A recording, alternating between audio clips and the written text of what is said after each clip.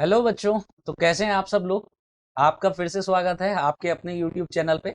और आज हम लोग बात करने वाले हैं इलेक्ट्रिक डाइपोल के बारे में।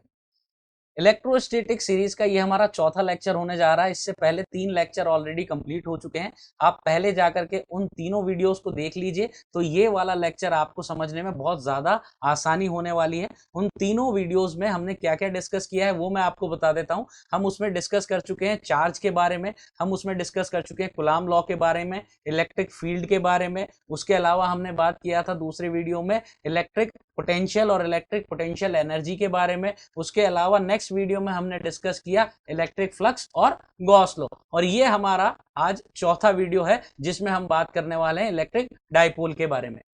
तो इस वीडियो में मैं आपको बताऊंगा कि इलेक्ट्रिक डाइपोल क्या होता है। ठीक है, इलेक्ट्रिक डाइपोल की वजह से हम किस तरह से इलेक्ट्रिक फील्ड कैलकुलेट कर पाते हैं। इलेक्ट्रिक डाइपोल को अगर यूनिफॉर्म इलेक्ट्रिक फील्ड में रखा जाए तो क्या उसका नेचर होता है, क्या उसका बिहेवियर होता है, क्या प्रॉपर्टीज होती है, क्या रिजल्ट वहां से निकल करके आते हैं। इसी तरह से नॉन यूनिफॉर्म इलेक्ट्रिक फील्ड में रखा जाए तो क्या होगा, क्या वहां पर रिजल्ट होंगे।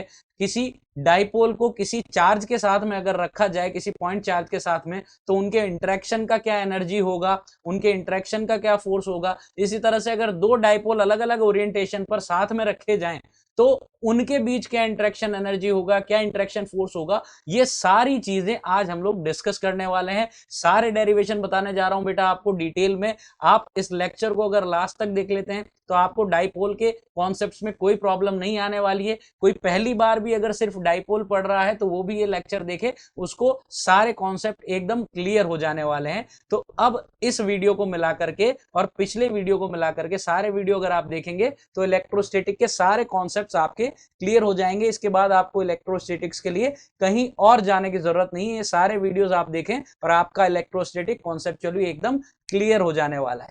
ठीक है, तो आइए डाइपोल स्टार्ट करते हैं बिना किसी डिले के।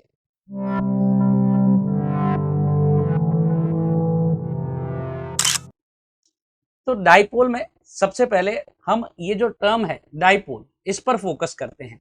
तो डाइपोल यहां दो टर्म से मिलकर के बना है, di and pole. Di means होता है दो और पोल मीन्स हो गया एक्सट्रीम।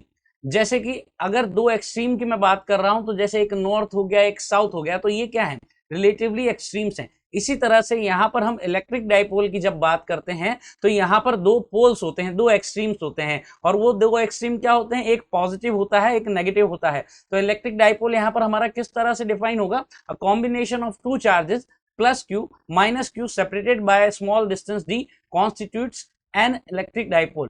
कहने का मतलब यह है कि दो सिमिलर वैल्यू के हमने चार्जेस लिए, लेकिन वो चार्जेस कैसे होने चाहिए, नेचर में अपोजिट। यानी कि एक पॉजिटिव चार्ज है तो दूसरा हमारा कैसा रहेगा, नेगेटिव चार्ज। और उन्हें हमें एक डिस्टेंस पर रख देना है, स्मॉल डिस्टेंस पर रख देना है। यहां उस डिस्टेंस को हम डी कह रहे हैं।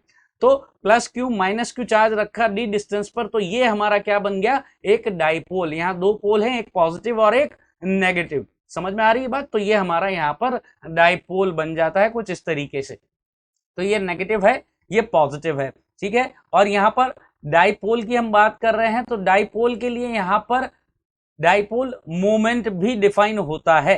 ठीक है, तो डाइपोल मोमेंट किस तरह से डिफाइन होता है, the electric dipole moment of the this combination is defined as a vector. तो डाइपोल मोमेंट क्या है, असल में एक वेक्टर क्वांटिटी है। तो ये किस तरह से डिफाइन होता है, ये होता है कि वहां पर हम चार्ज जो है, जैसे प्लस क्यू और माइनस क्यू लिया है, तो किसी भी एक चार्ज का वैल्यू हम ले लेते हैं। ठीक है, विदाउट साइन, सिर्फ चार्ज का वैल्यू हम ले रहे हैं इन कूलम्स, और इन दोनों चार्ज के बीच का जो सेपरेशन है उससे मल्टीप्लाई कर दिया जाए कुछ इस तरीके से।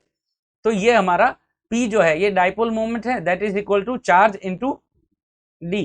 ठीक है, तो यहां D से मल्टीप्लाई किए तो D क्या था, इनके बीच का सेपरेशन, ये इनके बीच का सेपरेशन है।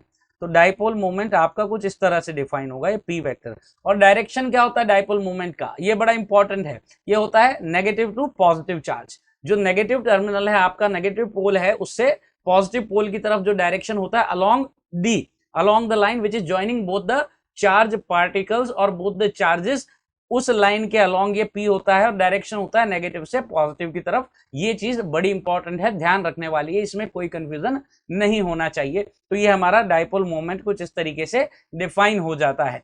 ठीक है, तो डाइपोल मोमेंट यहां पर हो गया, डाइपोल हो गया, दो चार्ज हैं, किसी एक सर्टेन डिस्टेंस पर रखे हैं, तो ये हमारा डाइपोल हो गया। और उसका डाइपोल मोमेंट एक वेक्टर क्वांटिटी है और डिफाइन किस तरह से है, चार्ज इनटू सेपरेशन बिटवीन दो चार्जेस। ठीक है, दोनों चार्जेस नहीं लेने, यहाँ माइनस क्यू प्लस क्यू मिलाकर के 0 हो गया, ऐसा नहीं करना है, सिर्फ किसी भी एक चार्ज का वैल्यू या मैग्नीट्यूड जिसको कहते हैं वो ले लें आप, साइन की यहाँ पर चिंता नहीं करनी है। यहाँ पर इसकी डायरेक्शन कैसे आइडेंटिफाई होगी, नेगेटिव से पॉजिटिव की तरफ। ओके, तो यहाँ पर ये आपका डाइपोल मोमेंट हो गया। ठीक है, अब यहाँ पर हम कैलकुलेट करना चाहते हैं electric field at the axis of dipole. अब एक डाइपोल है हमारे पास और उसके एक्सिस पर हम क्या कैलकुलेट करना चाह रहे हैं, इलेक्ट्रिक फील्ड। तो ये आपका डाइपोल हो गया। ठीक है, ये डाइपोल यहाँ पर हो गया, ये जो एरो है ब्लू कलर का, ये क्या रिप्रेजेंट कर रहा है, इसका डाइपोल मोमेंट। और ये क्या है, ये इसका एक्सिस है। ठीक है, अब इसके एक्सिस पर किसी एक सर्टेन पॉइंट पर, मान लीजिए ये पॉइंट है कोई, ठीक है, इनके बीच का सेपरेशन कितना है, 2a, तो इसका डाइपोल मोमेंट कितना हो जाएगा, q इंटू 2a। तो ये डाइपोल मोमेंट हो गया, ये p वेक्टर, इस तरीके से डाइपोल मोमेंट। ठीक है, अब यहां से r डिस्टेंस पर कोई पॉइंट है p, इस p पॉइंट पर मुझे क्या करना है, इलेक्ट्रिक फील्ड कैलकुलेट करना है। ठीक है, अब एक चीज आप यहां पर ध्यान दे सकते हैं, एक इंपॉर्टेंट बात, छोटी सी बात है, सिंपल सी बात है, बट ध्यान देने वाली बात है कि किसी भी डिस्टेंस की अगर हम बात कर रहे हैं डाइपोल से, तो वो डिस्टेंस उस डाइपोल के सेंटर से कैलकुलेट की जाती है। आप देख सकते हैं ये डाइपोल के सेंटर से मैं बात कर रहा हूं। देखिए यहां से यहां तक ये a हो गया हाफ डिस्टेंस, और ये टोटल सेपरेशन 2a था। ठीक है, बिल्कुल मिड पॉइंट पर जाएंगे तो मिड पॉइंट से इसका माइनस क्यू चार्ज का डिस्टेंस a और प्लस क्यू चार्ज का डिस्टेंस भी a, इस तरीके से। और ये डाइपोल मूवमेंट, और यहां से सेंटर से r डिस्टेंस पर p पॉइंट, यहां इलेक्ट्रिक फील्ड कैलकुलेट करना है। ठीक हो गई बात। अब इसका इलेक्ट्रिक फील्ड कैलकुलेट करने के लिए देखिए कुछ स्पेशल करने की जरूरत नहीं है। ठीक है, कुछ अलग नहीं करना है हमें, कुछ यहाँ पर चमत्कार करने की जरूरत नहीं है। हम किसी एक पॉइंट चार्ज की वजह से इलेक्ट्रिक फील्ड कैलकुलेट करना ऑलरेडी जानते हैं, और यहाँ पर क्या है, 2 पॉइंट चार्जेस है, तो दोनों पॉइंट चार्जेस की वजह से इलेक्ट्रिक फील्ड कैलकुलेट करेंगे और उनका वेक्टर सम कर लेंगे, सुपरपोजिशन प्रिंसिपल लगा देंगे यहाँ पर। ठीक है, तो बस वही करना है यहाँ पे। तो इलेक्ट्रिक फील्ड कैलकुलेट करेंगे यहाँ पर दोनों चार्जेस की वजह से, और उसके लिए हमें डिस्टेंसेस देखनी होगी। तो प्लस क्यू से इस पॉइंट का डिस्टेंस क्या हो गया, आर माइनस ए। देखिए यहां से यहां तक आर था, उसमें से ए निकाल दिया, कितना बच गया, आर माइनस ए। इसी तरह से यहां से सेंटर तक क्या था, आर था, और उसमें ए ऐड हो गया तो आर प्लस ए। ठीक है, अब इलेक्ट्रिक फील्ड यहाँ पर पॉजिटिव वाले की वजह से, तो ये ई प्लस, इसको मैं बोल देता हूँ इलेक्ट्रिक फील्ड। ठीक है, पॉजिटिव। ठीक है, पॉजिटिव वाले की वजह से पी पॉइंट पर अवे डायरेक्शन में होगा, और ये नेगेटिव चार्ज की वजह से ई नेगेटिव, इसको मैं बोल देता हूं, तो ये किधर होगा, towards this negative charge, and electric field due to positive charge would be away from that positive charge along this axis. तो यहां पर एक्सिस पर जो नेट इलेक्ट्रिक फील्ड आएगा वो किस तरह से आएगा, ये आ जाएगा आपका ई पॉजिटिव प्लस ई नेगेटिव। ठीक है, और दोनों का डायरेक्शन अपोजिट है, तो सिर्फ मैग्नीट्यूड वाइज में देखूंगा, अगर ई एक्सेस पर जो आएगा ये ई पॉजिटिव जो है ये वाला है। ठीक है, इसका वैल्यू कितना आ जाएगा, के क्यू अपॉन, ये कितने डिस्टेंस पर था पॉजिटिव वाला, ये हो गया आर माइनस ए, के क्यू अपॉन आर स्क्वायर। ठीक है, और ये जो है अपोजिट डायरेक्शन में था, तो minus K Q upon R plus A whole square, ये हो गया यहाँ पर। अब इसको सॉल्व कर लेना है हमें, यहां से E axis is equal to K Q तो हमारा कॉमन आ गया, और ये 1 upon R minus A whole square minus 1 upon R plus A whole square, this is what we need to calculate. तो यहां से क्या कर लेंगे, ये के क्यू तो हमारा कॉमन आ गया, और ये एलसीएम यहां से आ गया, R minus A whole square R plus A whole square, और यहां पर हो जाएगा R plus A whole square minus R minus A whole square. ठीक है, तो यहां से ये के क्यू कॉमन आने वाला है, के क्यू कॉमन आ गया। अब यहां से देखें, जब हम होल स्क्वायर ओपन करेंगे तो A square plus B square plus 2ab इस तरीके से ओपन होगा, तो यहाँ आएगा R square plus A square plus 2ra, और minus R square plus A square minus 2ra। तो R square plus A square तो दोनों तरफ सेम आएगा, तो कैंसिल हो जाएगा क्योंकि बीच में नेगेटिव साइन है, और इसका 2ra और इसका 2ra दोनों ऐड हो जाएगा क्योंकि माइनस माइनस प्लस हो जाएगा, तो ये हो जाएगा 4ra। ठीक होगी बात। और यहाँ पर नीचे देखें, अब यहाँ पर देखिए क्या है, ये R minus A into R plus A, तो A minus B into A plus B, उसको क्या लिखा जा सकता है, A square minus B square. तो उसी लॉजिक से इसे R square minus A square power 2 दोनों का होल स्क्वायर, क्योंकि इसका भी स्क्वायर था इसका भी स्क्वायर था, तो ये हो गया।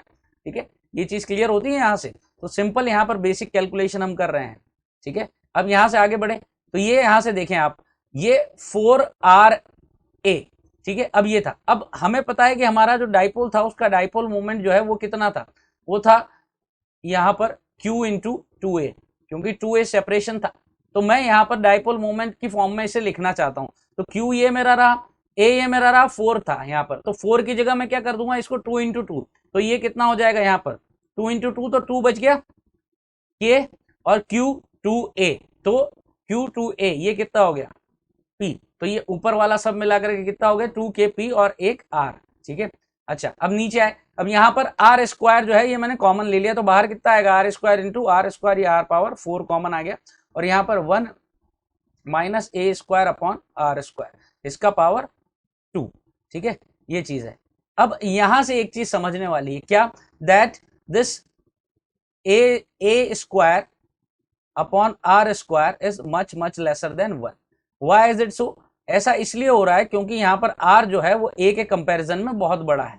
ठीक है, इसलिए ये ए स्क्वायर अपॉन आर स्क्वायर 1 के कंपैरिजन में बहुत छोटा होगा, क्योंकि हमने कहा डाइपोल तभी बनेगा जब सेपरेशन बहुत छोटा हो। ऐसा नहीं है कि आपने जो है काफी बड़ी डिस्टेंस पर कोई 1 मीटर पर 2 चार्जेस रख दिए, पॉइंट चार्जेस, और कह रहे हैं कि भाई डाइपोल बन गया, नहीं, ऐसा नहीं होगा। बहुत ही छोटा डिस्टेंस होना चाहिए वो, और ऑब्वियसली वो किसी भी एक नॉर्मल डिस्टेंस के कंपैरिजन में भी बहुत छोटा होगा। अगर फ्यू सेंटीमीटर्स भी ये स्मॉल आर का वैल्यू है, तो उसके कंपैरिजन में भी जो सेपरेशन है between the charges of the dipole वो बहुत छोटा होगा, तो ये नेग्लिजिबल डिस्टेंस होने वाला है। ठीक है, तो ये नेग्लेक्ट हो गया, यहां से इस आर से ये आर कैंसिल हो गया, तो ये कितना बच गया 2KP अपॉन आर क्यूब।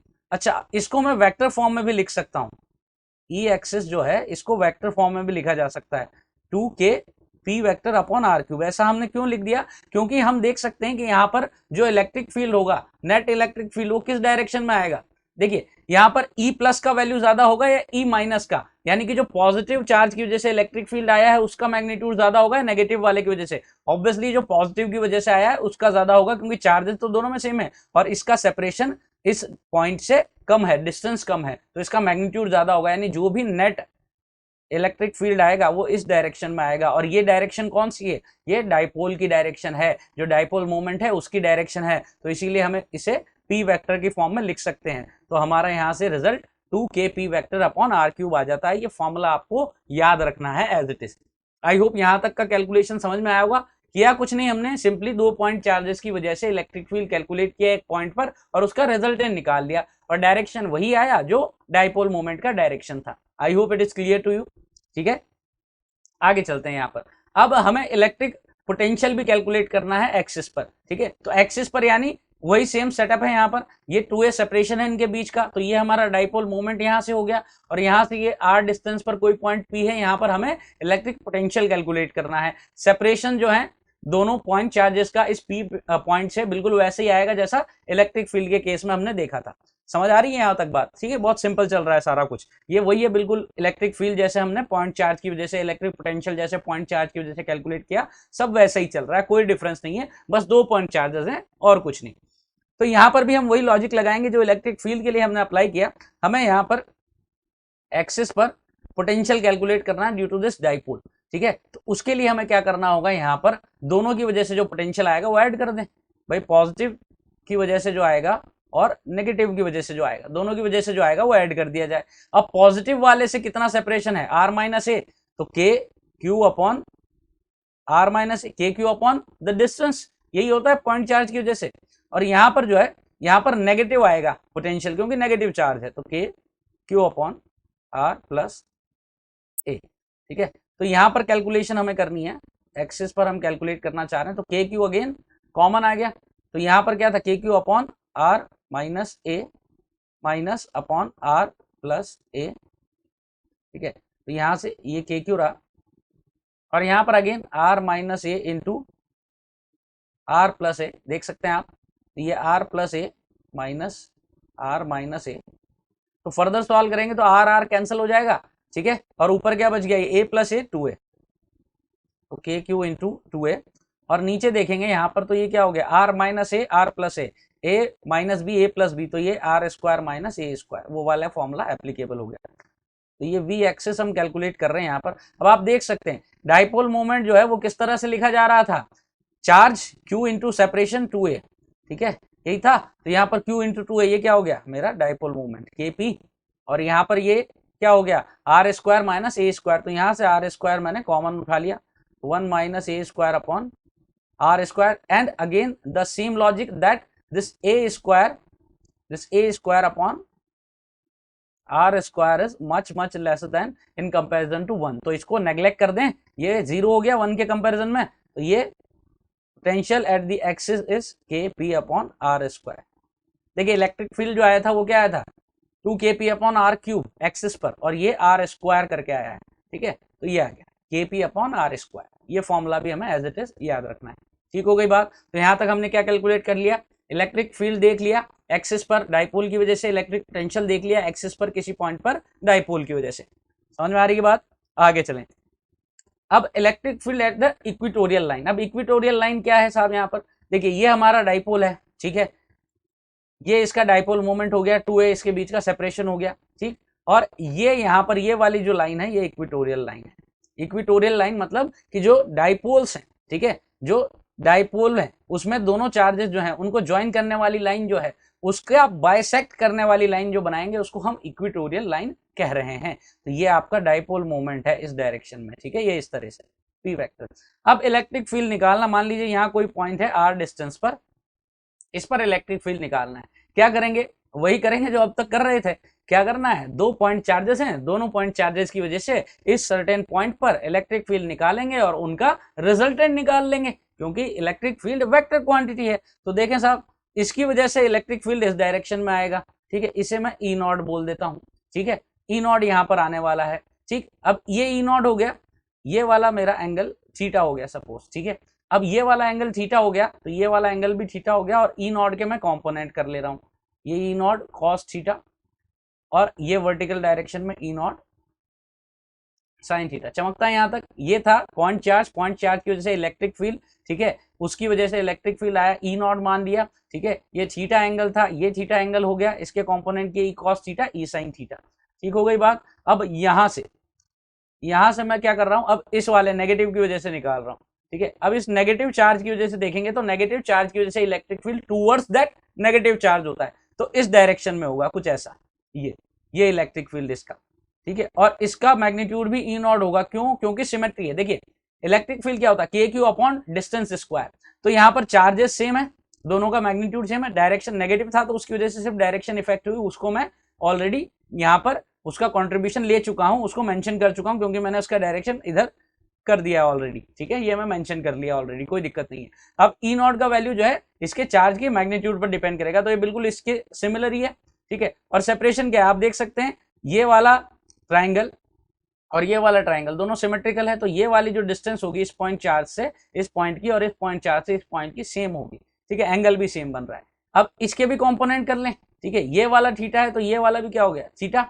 इसका भी एक कंपोनेंट इधर आ जाएगा, ये हो गया ई नॉट साइन थीटा, और एक कंपोनेंट हॉरिजॉन्टल इसका भी आ जाएगा, तो ये plus E not cos theta, इसमें एक और ऐड हो जाएगा। समझ में आ रही बात। तो ये ई नॉट था नेगेटिव वाले की वजह से इसके 2 कंपोनेंट हो गए, ये वाला ई नॉट था पॉजिटिव की वजह से व्हाइट में जो नजर आ रहा है इसके 2 कंपोनेंट हो गए। अब ये ई नॉट साइन थीटा ने ये E naught sine theta cancel out कर दिया, तो हमारे पास इक्वेटोरियल पर जो नेट इलेक्ट्रिक फील्ड बचा वो कितना हो गया 2 ई नॉट कॉस थीटा। अब ये ई नॉट का क्या वैल्यू है वो भी हम लिख सकते हैं, ठीक है। अच्छा, ई नॉट का वैल्यू लिखने से पहले मैं क्या करना चाहता हूं कि ये जो सेपरेशन है इस पॉइंट चार्ज और इस पॉइंट के बीच, या इस पॉइंट चार्ज और इस पॉइंट के बीच, तो कोई सा भी एक ट्राइंगल उठा लूं, ये वाला ट्राइंगल उठा लेते हैं अपन, ये ट्राइंगल उठा लिया अपन ने, राइट एंगल ट्राइंगल है, ये यहां से यहां तक का सेपरेशन क्या था स्मॉल आर, ये एंगल अपना थीटा हो गया, और ये वाला यहां से यहां तक का डिस्टेंस क्या है स्मॉल है, तो ये क्या बच गया under root R square plus small A whole square. Simple सी बात है, ठीक है।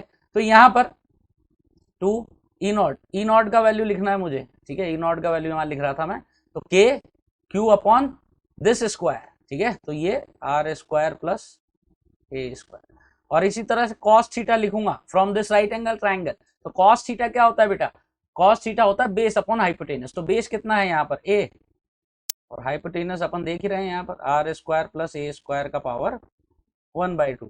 तो यहाँ से इक्वेटोरियल पर 2E0 cos थीटा, तो वैल्यू प्लेस करूं तो 2KQ upon R square plus A square, ठीक है।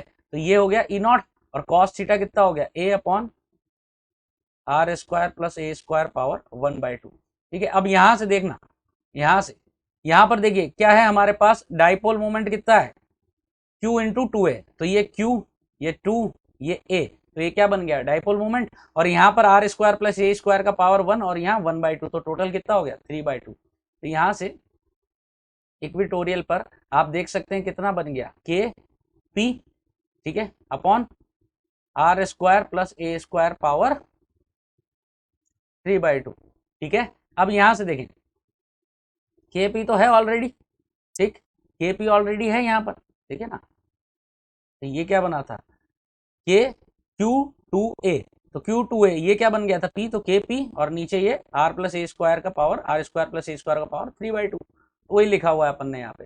अब यहाँ से आर स्क्वायर फिर से बाहर लिया मैंने, तो ये आर स्क्वायर पावर 3/2 तो कितना हो गया आर क्यूब बाहर आ गया, और ये 1 plus A square upon R square power 3/2। Again the same logic, a square upon r square would be much lesser in comparison to 1, so it is negligible, almost 0। तो 1 plus 0 is 1, 1 power 3/2 1। तो यहाँ से equatorial पर मेरे पास क्या बच गया KP upon R cube, ठीक है, ये हो गया। अच्छा डायरेक्शन की बात करें तो आपको चमकता है कि नेट इलेक्ट्रिक फील्ड वही वर्टिकल में तो 0 हो गया था, हॉरिजॉन्टल में आया था, और हॉरिजॉन्टल में भी किस डायरेक्शन में, लेफ्ट में, और हमारा डाइपोल मोमेंट का डायरेक्शन क्या था राइट, यानी कि डाइपोल मोमेंट के एग्जैक्टली अपोजिट डायरेक्शन में आया है ये, ठीक है। तो इसको मैं वेक्टर फॉर्म में अगर लिखना चाहूं तो यहां क्या लिख सकता हूं, minus K P vector upon R cube, तो ये पी वेक्टर के अपोजिट डायरेक्शन में आया है, ये आया है बेटा यहाँ पर, ठीक है, minus K P vector upon R cube, चमकता है यहाँ से। वेक्टर फॉर्म में भी ध्यान रखना है। तो देखिए अब यहां से रिजल्ट कंपेयर कर सकते हैं। जब मैंने एक्सिस पर कैलकुलेट किया था इलेक्ट्रिक फील्ड, तो एक्सिस पर इलेक्ट्रिक फील्ड क्या आया था 2kp अपॉन आर क्यूब, और यहाँ क्या आया है kp अपॉन आर क्यूब, यानी जो इक्वेटोरियल पर आपका इलेक्ट्रिक फील्ड आया है ड्यू टू द डाइपोल, वो एक्सिस पर जो इलेक्ट्रिक फील्ड आया था ड्यू टू द डाइपोल उसका हाफ है। इसको ध्यान रखना है, ठीक है, डायरेक्ट ये चीज आपको ध्यान रखनी होती है, ठीक। उसके बाद डायरेक्शन का भी ध्यान रखें। एक्सिस पर जो डायरेक्शन आई थी इलेक्ट्रिक फील्ड की ड्यू टू द डाइपोल, वो डाइपोल मोमेंट के अलोंग आई थी, डाइपोल मोमेंट की ही डायरेक्शन में आई थी, और यहां पर जो आई है वो डाइपोल मोमेंट के अपोजिट डायरेक्शन में आई है, नेगेटिव साइन आ रहा है, ठीक है। तो ये दोनों बातों को बिल्कुल आपको टिप्स पर रखना है, एकदम क्लियर, एकदम चमकना चाहिए, मतलब इसमें सोचना ही नहीं चाहिए बिल्कुल भी आपको, ठीक है, क्योंकि ये तो बहुत फ्रिक्वेंटली यूज होता है, बिल्कुल ये बेसिक चीज है, ABCD है डाइपोल की, ऐसा समझे, ठीक है। चले आगे बढ़ते हैं। अब इक्वेटोरियल लाइन पर हम क्या कर रहे हैं, पोटेंशियल भी कैलकुलेट कर लें, तो वही सेटअप, ये हमारा डाइपोल मोमेंट, यहां पर हमें पोटेंशियल कैलकुलेट करना है, ठीक है। तो पोटेंशियल कैलकुलेट करना है तो वही है, हमारे ट्राइंगल बन गए, ठीक है। अब यहाँ पर देख सकते हैं आप, ये distance under root R square plus A square, और इसी तरह से ये वाली डिस्टेंस जो है वो भी under root R square plus A square हो जाएगी, राइट एंगल ट्राइंगल को अगर हम फॉलो कर रहे हैं तो, ठीक है। अच्छा अब देखिए पोटेंशियल निकालना है इक्वेटोरियल पर, तो क्या होगा, पॉजिटिव चार्ज की वजह से पोटेंशियल प्लस नेगेटिव चार्ज की वजह से पोटेंशियल। अब पॉजिटिव की वजह से पोटेंशियल कितना आएगा K Q upon this distance, और नेगेटिव की वजह से minus K Q upon again the same distance is there, तो कितना आ गया 0। तो इक्वेटोरियल लाइन पर जो पोटेंशियल आता है वो 0 बिल्कुल आना चाहिए। देखिए ना इसके अबाउट में सिमेट्रिकली हैं दोनों चार्जेस, यानी सेम डिस्टेंस पर हैं, तो कोई भी पॉइंट लें तो किसी भी पॉइंट पे अगर हम देखेंगे इक्वेटोरियल लाइन पर, तो ये दोनों जो है सेम डिस्टेंस उससे रखेंगे, तो दोनों की वजह से पोटेंशियल जो है वो नेट 0 आएगा, क्योंकि एक की वजह से जितना पॉजिटिव पोटेंशियल आएगा दूसरे की वजह से उतना ही नेगेटिव पोटेंशियल आ जाएगा, तो टोटल पोटेंशियल 0 हो जाएगा, ठीक है बच्चे। आगे चलें। अब इलेक्ट्रिक फील्ड हम कैलकुलेट करें किसी जनरल पॉइंट पर, तो हमने एक्सिस पर देखा, इक्वेटोरियल लाइन पर देखा, अब जरूरी थोड़ी कि हमेशा जो है हमसे इलेक्ट्रिक फील्ड या पोटेंशियल जो है वो पूछेगा कि भाई बताओ एक्सिस पर कितना है या इक्वेटोरियल लाइन पर कितना है, कोई रैंडम पोजीशन पर भी तो कोई पॉइंट हो सकता है, तो वहां कैसे करना है उस लॉजिक को समझना, सिर्फ रटने की जरूरत नहीं कि फॉर्मूला रट लिया दैट्स इट, ठीक है, आपको लॉजिक भी समझना है। तो ये हमारा एक डाइपोल हो गया यहाँ पर, ठीक है। अब इस डाइपोल से थीटा एंगल बनाते हुए r डिस्टेंस पर यहां कोई पॉइंट है, अब इस पॉइंट पर आपसे पूछ लिया ना, ये आपका p वेक्टर हो गया है ना, ये पी वेक्टर हो गया आपका। ठीक, अच्छा अब इसकी वजह से यहां पर पूछ लिया तो क्या करेंगे, अब ये ना तो इसके इक्वेटोरियल पर है ना इसके एक्सिस पर है, तो मैं क्या करूं, अब यहां पर आता है थोड़ा सा मैथमेटिक्स, ठीक है, और यहां पर हमें लगाना होता है थोड़ा सा स्मार्टनेस। देखिए हमें पता है कि कोई भी वेक्टर क्वांटिटी है तो उसके हम कर सकते हैं कॉम्पोनेंट कर सकते हैं, जैसे कि 2D मोशन में हम देखते थे कि भाई हमको वेलोसिटी जो है किसी सर्टेन डायरेक्शन में ही चाहिए तो उस डायरेक्शन में कॉम्पोनेंट कर लेते थे, तो वही काम यहाँ भी करेंगे। तो यहाँ मैं कर ले रहा हूँ इसके कॉम्पोनेंट, ठीक है, तो ये येलो वाला जो है ये इसका कंपोनेंट हो गया, इधर ये हो जाएगा p cos थीटा, और दूसरा कंपोनेंट ये हो गया, ठीक है, तो ये हो गया हमारा p sin थीटा। देख सकते हैं ना, दोनों म्यूचुअली परपेंडिकुलर कंपोनेंट हो गए, ठीक है। ये एक वेक्टर था मेरा और इसके दो कंपोनेंट कर दिए मैंने, एक ऐसा और एक ऐसा, ठीक है, ये थीटा था, तो ये वाला एक कंपोनेंट, ये वाला एक कंपोनेंट। समझ में आ रही है बात, ठीक है। अब देखें यहाँ पर, अब क्या करें, आप इस p को भी भूल जाएं और इन कंपोनेंट्स को भी भूल जाएं, वन बाय वन कंपोनेंट रहेंगे। मान लीजिए पहले मैं p cos थीटा वाला कंपोनेंट उठाता हूं, ठीक है। अब इस p cos थीटा को देखूंगा मैं, तो ये पॉइंट इस p cos थीटा के कहां पर आ रहा है, एक्सिस पर आ रहा है कि नहीं आ रहा, ये आया एक्सिस पर, ठीक है। तो ये electric field at the axis किसकी वजह से, p cos थीटा की वजह से। और p sin थीटा की वजह से देखूंगा तो ये पॉइंट इस p sin थीटा के कहां पर आ रहा है, इक्विटोरियल पोजीशन पर, तो इसकी वजह से ये आएगा इलेक्ट्रिक फील्ड एट इक्विटोरियल। समझ में आ रही बात, ये एक्सिस पर किसकी वजह से आया, p cos थीटा की वजह से, इक्विटोरियल पर किसके आया, p sin थीटा की वजह से। तो ये जो एक्सिस पर आएगा इसका वैल्यू कितना होगा, एक्सिस पर क्या फॉर्मूला होता है 2kp अपॉन r क्यूब, ठीक है, तो ये 2kp, अब p नहीं आएगा, क्या आएगा p cos थीटा, क्योंकि यहां पर जिसके एक्सिस पर ये आ रहा है वो कौन सा आपका डाइपोल है, p cos थीटा, ठीक है, तो 2kp अपॉन, और डिस्टेंस तो वही r क्यूब। और इक्विटोरियल पर कितना आता है, इक्विटोरियल पर देखें इस p sin थीटा जो आपका डाइपोल मोमेंट था उसके अपोजिट डायरेक्शन में आया इक्विटोरियल पर, हम जानते हैं, ठीक है, और मैग्नीट्यूड कितना होगा इसका आधा, तो k p, लेकिन आधा कब होता है जब p सेम होता है, लेकिन यहाँ पर p सेम नहीं है। अब ये इक्विटोरियल पर किसके है, p sin थीटा के, तो ये kp sin theta upon r cube. आधे से कहने का मतलब ये कि यहाँ 2 आता है फॉर्मूला में, यहाँ 2 नहीं आता है इक्विटोरियल पर, ठीक है। और डाइपोल मोमेंट कौन सा लेना है, p sin थीटा वाला, क्योंकि इसके इक्विटोरियल की वजह से ये आया, इसके इक्विटोरियल पर है ये पॉइंट, ठीक है। तो ये दोनों आ गए हमारे पास। अब हमें नेट चाहिए तो यहाँ पर आ जाएगा नेट, ठीक है, और ये जो नेट है ये क्या होगा, इन दोनों का रिजल्टेंट होगा,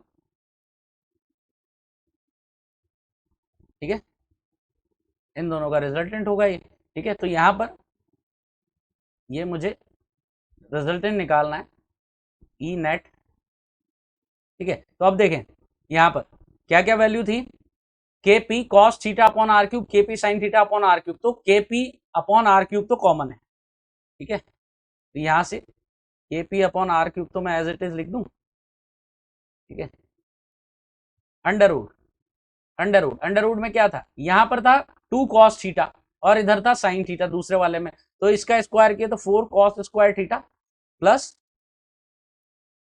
साइन स्क्वायर थीटा, ठीक है। अच्छा, cos square theta plus sine square theta क्या होता है 1, ये हमको पता है ना, साइन स्क्वायर थीटा प्लस cos square theta is equal to 1। तो यहां से एक cos स्क्वायर थीटा लिया और ये साइन स्क्वायर थीटा में ऐड कर दिया तो 1 हो गया, और इधर क्या बच गया 3 cos स्क्वायर थीटा। तो ये हो गया मेरे पास K P upon R cube under root 1 plus 3 cos square theta.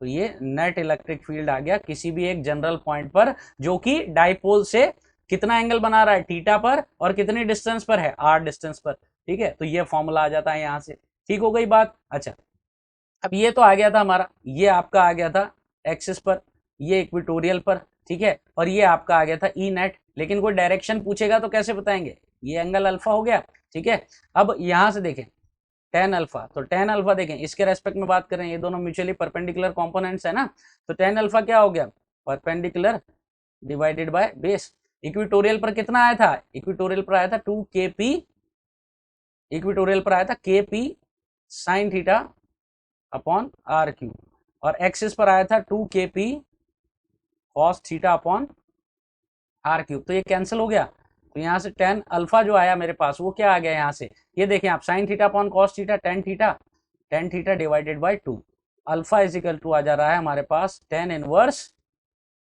Tan theta divided by 2, ये आ गया। तो ये थीटा था और यहाँ पर ये अल्फा आ गया, alpha is equal to tan inverse tan theta divided by 2। ये भी फॉर्मूला याद रखने की कोशिश करें, प्रोसेस तो याद रखना ही है, ठीक है। प्रोसेस तो आपको हर डेरिवेशन का पता होना चाहिए और रिजल्ट भी पता होने ही चाहिए, क्योंकि जो डेरिवेशन हम ऑलरेडी कर चुके हैं उसे वापस नहीं करेंगे, लेकिन प्रोसेस अगर पता होगा तो वी कैन बी श्योर कि कहां पर इस डेरिवेशन में कोई चेंज नहीं आया है, हम डायरेक्ट रिजल्ट इस्तेमाल कर सकते हैं। तो वो रिजल्ट इस्तेमाल करने के लिए बेटा रिजल्ट तो याद होना ही चाहिए, तो ये रिजल्ट हमें याद होने चाहिए, ठीक है। ये एंगल भी याद हो।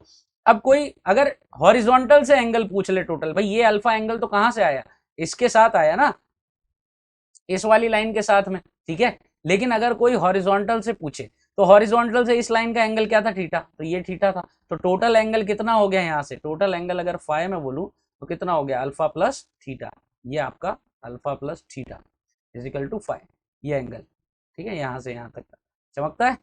तो ये अल्फा याद रख लें, बाकी तो जो है आपके दिमाग में अगर पूरा पिक्चर है, ये पूरा फोटो आपके दिमाग में आ रहा है तो आप इजीली बता सकते हैं, कहीं से भी एंगल वो पूछ ले, ठीक है। तो ये रिजल्ट है, तो ये रिजल्ट भी याद रखा जाएगा, ठीक है। तो एक्सिस पर हो गया, इक्वेटोरियल पर हो गया, जनरल पॉइंट पर हो गया। अब जनरल पॉइंट पर पोटेंशियल भी निकाल लें जरा, ठीक है। तो पोटेंशियल निकालने के भी वही सारा सेटअप करेंगे, थीटा एंगल पर आर डिस्टेंस पर ये पॉइंट है, यहाँ पोटेंशियल निकालना है, तो फिर से क्या कर दिए, कॉम्पोनेंट कर दिए, ये पी वेक्टर था तो इसका एक कॉम्पोनेंट पी कॉस थीटा हो गया, जल्दी जल्दी से मैं बता देता हूँ, और ये पी साइन थीटा हो गया, ठीक है। वही प्रोसेस कर रहे हैं जो पहले किया था इलेक्ट्रिक फील्ड कैलकुलेट करने के लिए। अब यहाँ पर हमें पोटेंशियल चाहिए, ठीक है, V पोटेंशियल, तो किसकी वजह से आएगा, देखिए अब यहां पर देखें आप, ये P साइन थीटा की वजह से यहां पर क्या आएगा, जीरो, क्योंकि इसके तो इक्वेटोरियल पॉइंट पर आ गया ना, इक्वेटोरियल लाइन पर आ गया, और इक्वेटोरियल लाइन पर किसी भी डायपोल की वजह से पोटेंशियल क्या होता है, जीरो, तो इसकी वजह से तो पोटेंशियल जीरो हो गया, कोई मतलब नहीं। अब ये देखें, ये वाला जो हमारा डायपोल का कंपोनेंट है ये अपने आप में एक डायपोल है, तो P cos थीटा जो डायपोल है उसकी वजह से ये, उसके लिए ये पॉइंट कहाँ है, एक्सिस पर, और एक्सिस पर जो पोटेंशियल आता है वो कितना आता है, अभी हमने थोड़ी देर पहले कैलकुलेट किया था, कितना आ जाता है, ये आ जाता है K P cos theta upon R square, तो ये आ जाएगा यहाँ से, ठीक है, K P cos theta upon R square. अच्छा, अब यहाँ पर एक चीज और देखें, इसको मैं कैसे लिख सकता हूँ, यहाँ पे K P cos theta upon R square, इसको मैं इस फॉर्म में भी लिख सकता हूँ, v is equal to K P vector dot R vector upon R cube. देखिए यहां पर इस चीज को समझिए कि p vector dot R vector का मतलब क्या है, डॉट प्रोडक्ट का मतलब क्या होता है, इसका मैग्नीट्यूड आर का मैग्नीट्यूड, दोनों के बीच का एंगल। तो अगर मैं ये पी आर कॉस थीटा यहां पर रख देता हूं तो क्या होगा, आर से आर कैंसिल हो जाएगा, तो क्या हो जाएगा, K P cos theta upon R cube, तो यही चीज बनेगी कि नहीं बनेगी, देखे ना, ये जो हमारा p था, p वेक्टर ये इस डायरेक्शन में था और r वेक्टर हमारा इस डायरेक्शन में था, ठीक है, ये डायपोल मोमेंट, ये r वेक्टर, और दोनों के बीच एंगल थीटा ही था, तो ये डॉट प्रोडक्ट आया कि नहीं आया। तो इस फॉर्म में भी बड़ा ये यूजफुल होता है, ठीक है, काफी जगह इसी फॉर्म में यूज करने में आता है, ये p डॉट r हम करते हैं, ठीक है, तो k p dot r upon r cube, ठीक है, जब डॉट करेंगे तो r क्यूब, क्योंकि ऊपर से भी हमें r मिलेगा तो वो कैंसिल हो जाएगा, और अगर हम कॉस थीटा के फॉर्म में लिख रहे हैं तो सिंपली ये लिख दिया, ठीक हो गई बात। आई होप ये चीज क्लियर हुआ होगा आपको, ठीक है, तो हमने डॉट प्रोडक्ट के फॉर्म में भी इसको लिख लिया है। चलें आगे बढ़ें। अब डाइपोल को जब हम किसी इलेक्ट्रिक फील्ड में रख देते हैं तो क्या होता है, ठीक है, तो अब इसको समझने का भी वही हम तरीका रखेंगे। डाइपोल असल में है क्या, डाइपोल असल में है दो पॉइंट चार्जेस जो किसी एक सेपरेशन पर रखे गए हैं। तो हम जो भी कैलकुलेशन कर रहे हैं बेटा, हमारा स्टार्टिंग कैलकुलेशन का कहां से हो रहा है कि हम उनको पॉइंट चार्ज मान के हुए कैलकुलेट कर रहे हैं, बाद में रिजल्ट निकाल ले रहे हैं और उसको डाइपोल के रिजल्ट की तरह से इस्तेमाल कर रहे हैं, ठीक है। तो हर चीज जो है वो बेसिक से शुरू होती है, बस क्या होता जाता है, कॉम्प्लिकेशंस के नाम पे क्या होता जाता है कि हम अलग अलग सिचुएशंस लेते हैं, उनके सर्टेन रिजल्ट आते हैं और वो रिजल्ट हम याद रखते जाते हैं। बस रिजल्ट याद रखने के साथ साथ ये भी याद रखें कि वो रिजल्ट हमने कैलकुलेट कैसे किए थे और किन कंडीशंस के लिए किए थे। तो अगर सेम कंडीशंस होगी तो हम वो रिजल्ट अप्लाई कर देंगे, और अगर कंडीशंस में कोई चेंज हुआ तो हम वापस उसी प्रोसेस पे जाएंगे जिस प्रोसेस के थ्रू वो रिजल्ट हमने कैलकुलेट किए थे या डिराइव किए थे, ठीक है। चले, तो इलेक्ट्रिक फील्ड, और यहां हम बात कर रहे हैं फिलहाल यूनिफॉर्म इलेक्ट्रिक फील्ड की। तो ये हमारा एक यूनिफॉर्म इलेक्ट्रिक फील्ड हो गया, और इसमें ये हमने डाइपोल रख दिया, ठीक है। मान लीजिए इस डाइपोल का डाइपोल मोमेंट जो है, मैं वेक्टर की बात नहीं कर रहा हूँ, सिर्फ मैग्नीट्यूड इसका बताऊं, तो ये हो जा रहा है p इंटू टू ए, ठीक है, p इंटू टू ए, ये मैं ले रहा हूँ q इंटू टू ए, ठीक है। तो यहाँ पर नेगेटिव चार्ज हो गया मेरा और यहाँ पर पॉजिटिव चार्ज हो गया और नेगेटिव से पॉजिटिव की तरफ मेरे डाइपोल की डायरेक्शन हो गई और ये सेपरेशन ए, ये सेपरेशन ए और ये हमारा इलेक्ट्रिक फील्ड हो गया। ठीक हो गई बात। अच्छा, अब जैसा मैंने कहा कि हम इसको स्टडी कैसे करेंगे, दोनों को पॉइंट चार्ज को अलग अलग पॉइंट चार्ज की तरह ट्रीट करते हुए सॉल्व करेंगे, डाइपोल नहीं मानेंगे। तो अगर किसी पॉइंट चार्ज को, ठीक है, ये प्लस क्यू चार्ज यहाँ पर है, इसको अगर किसी इलेक्ट्रिक फील्ड में रखा जाए तो क्या होगा, इस पर फोर्स लगेगा। और फोर्स कैसे होता है, electrostatic force is equal to electric field into that charge. तो यहाँ पर ये फोर्स लगेगा F E and that F E is equal to Q into E. और जिस डायरेक्शन में इलेक्ट्रिक फील्ड होगा उसी डायरेक्शन में फोर्स, क्योंकि पॉजिटिव चार्ज है। और यहां पर अपोजिट डायरेक्शन में लगेगा एफ ई। क्यों लगेगा अपोजिट डायरेक्शन में, क्योंकि नेगेटिव चार्ज है। क्योंकि हमने देखा है कि इलेक्ट्रिक फील्ड में अगर कोई नेगेटिव चार्ज रखा जाए तो उस पर इलेक्ट्रोस्टैटिक फोर्स इलेक्ट्रिक फील्ड के अपोजिट डायरेक्शन में लगता है। पॉजिटिव चार्ज है तो उसी डायरेक्शन में लगता है फोर्स, इलेक्ट्रोस्टैटिक फोर्स, जिस डायरेक्शन में इलेक्ट्रिक फील्ड है। बहुत सिंपल सी बात है, ये हो गया। अच्छा, अगर इस डाइपोल पर कोई पूछे कि नेट फोर्स कितना है, नेट फोर्स तो कितना है, 0 है भाई। भाई एफ इधर एफ इधर इक्वल अपोजिट, नेट कितना हो गया डाइपोल पर, 0। लेकिन अगर कोई पूछ ले टॉर्क, ठीक है, तो ये मान लीजिए ये एंगल थीटा है हमारा, ठीक है, ये एंगल थीटा है। जो डाइपोल मोमेंट का एंगल हो गया भाई, ये हमारा इलेक्ट्रिक फील्ड का डायरेक्शन है, ये हमारा डाइपोल मोमेंट का डायरेक्शन है। और इन दोनों के बीच में एंगल जो है वो कितना बन रहा है, यहाँ पर थीटा बन रहा है, ये ऐसा, ठीक है। तो अब ये थीटा बन रहा है। अब ये जो एफ ई है इसके दो कंपोनेंट हो जाएंगे यहाँ पर, एक ये कंपोनेंट, भाई ये भी थीटा हो गया ना, ये एफ ई कॉस थीटा और इसके perpendicular F E sine theta. इसी प्रकार से इधर आ जाए हम, यहाँ पर भी दो कंपोनेंट हो जाएंगे, ठीक है। ये इसका इधर थीटा बन रहा है तो यहाँ पर भी क्या बन रहा है, ये थीटा, तो ये थीटा, तो ये एफ ई कॉस थीटा और ये दूसरा mutually perpendicular component F E sine theta, ठीक है। अब मैं टॉर्क देख रहा हूँ, ये जो डाइपोल मोमेंट है इसके सेंटर के अबाउट में, ठीक है। तो टॉर्क देख रहे हैं हम। अब देखिए टॉर्क किस तरह से कैलकुलेट किया जाता है, इसके अबाउट में देखेंगे तो ये एफ ई कॉस थीटा और एफ ई कॉस थीटा ये दोनों कोई टॉर्क प्रोवाइड करेंगे नहीं। भाई टॉर्क कौन से फोर्स प्रोवाइड करते हैं, जिसकी वजह से जो यहाँ पर आर्म लेंथ है उसके परपेंडिकुलर जो कंपोनेंट होंगे। भाई यहाँ पर देखिए कि इस तरह से डाइपोल है। अब इधर मैं फोर्स लगा रहा हूँ कोई, ये एफ ई कॉस थीटा इस डायरेक्शन में, ठीक है, इसकी वजह से घूमेगा क्या, नहीं। ये इधर नीचे की तरफ भी एफ ई कॉस थीटा, इसकी वजह से घूमेगा क्या, नहीं। लेकिन इसके परपेंडिकुलर ये जो लगेगा एफ ई साइन थीटा कुछ इस तरीके से, उसकी वजह से क्या होगा, ये रोटेट करेगा, ठीक है। तो एफ ई साइन थीटा की वजह से यहाँ पर टॉर्क आएगा और इसकी वजह से टॉर्क इस डायरेक्शन में क्लॉकवाइज में, और ये वाले एफ ई साइन थीटा की वजह से भी क्लॉकवाइज डायरेक्शन में। तो पहले वाले की वजह से कितना आ गया यहाँ पर, A into F E sine theta, A क्या है यहाँ से डिस्टेंस है, और दूसरे वाले की वजह से भी इतना ही आ जाएगा plus A into F E sine theta. दोनों ऐड क्यों हो गए, क्योंकि दोनों क्लॉकवाइज डायरेक्शन में। तो टोटल टॉर्क यहाँ से कितना आ गया, 2 a F E sine theta.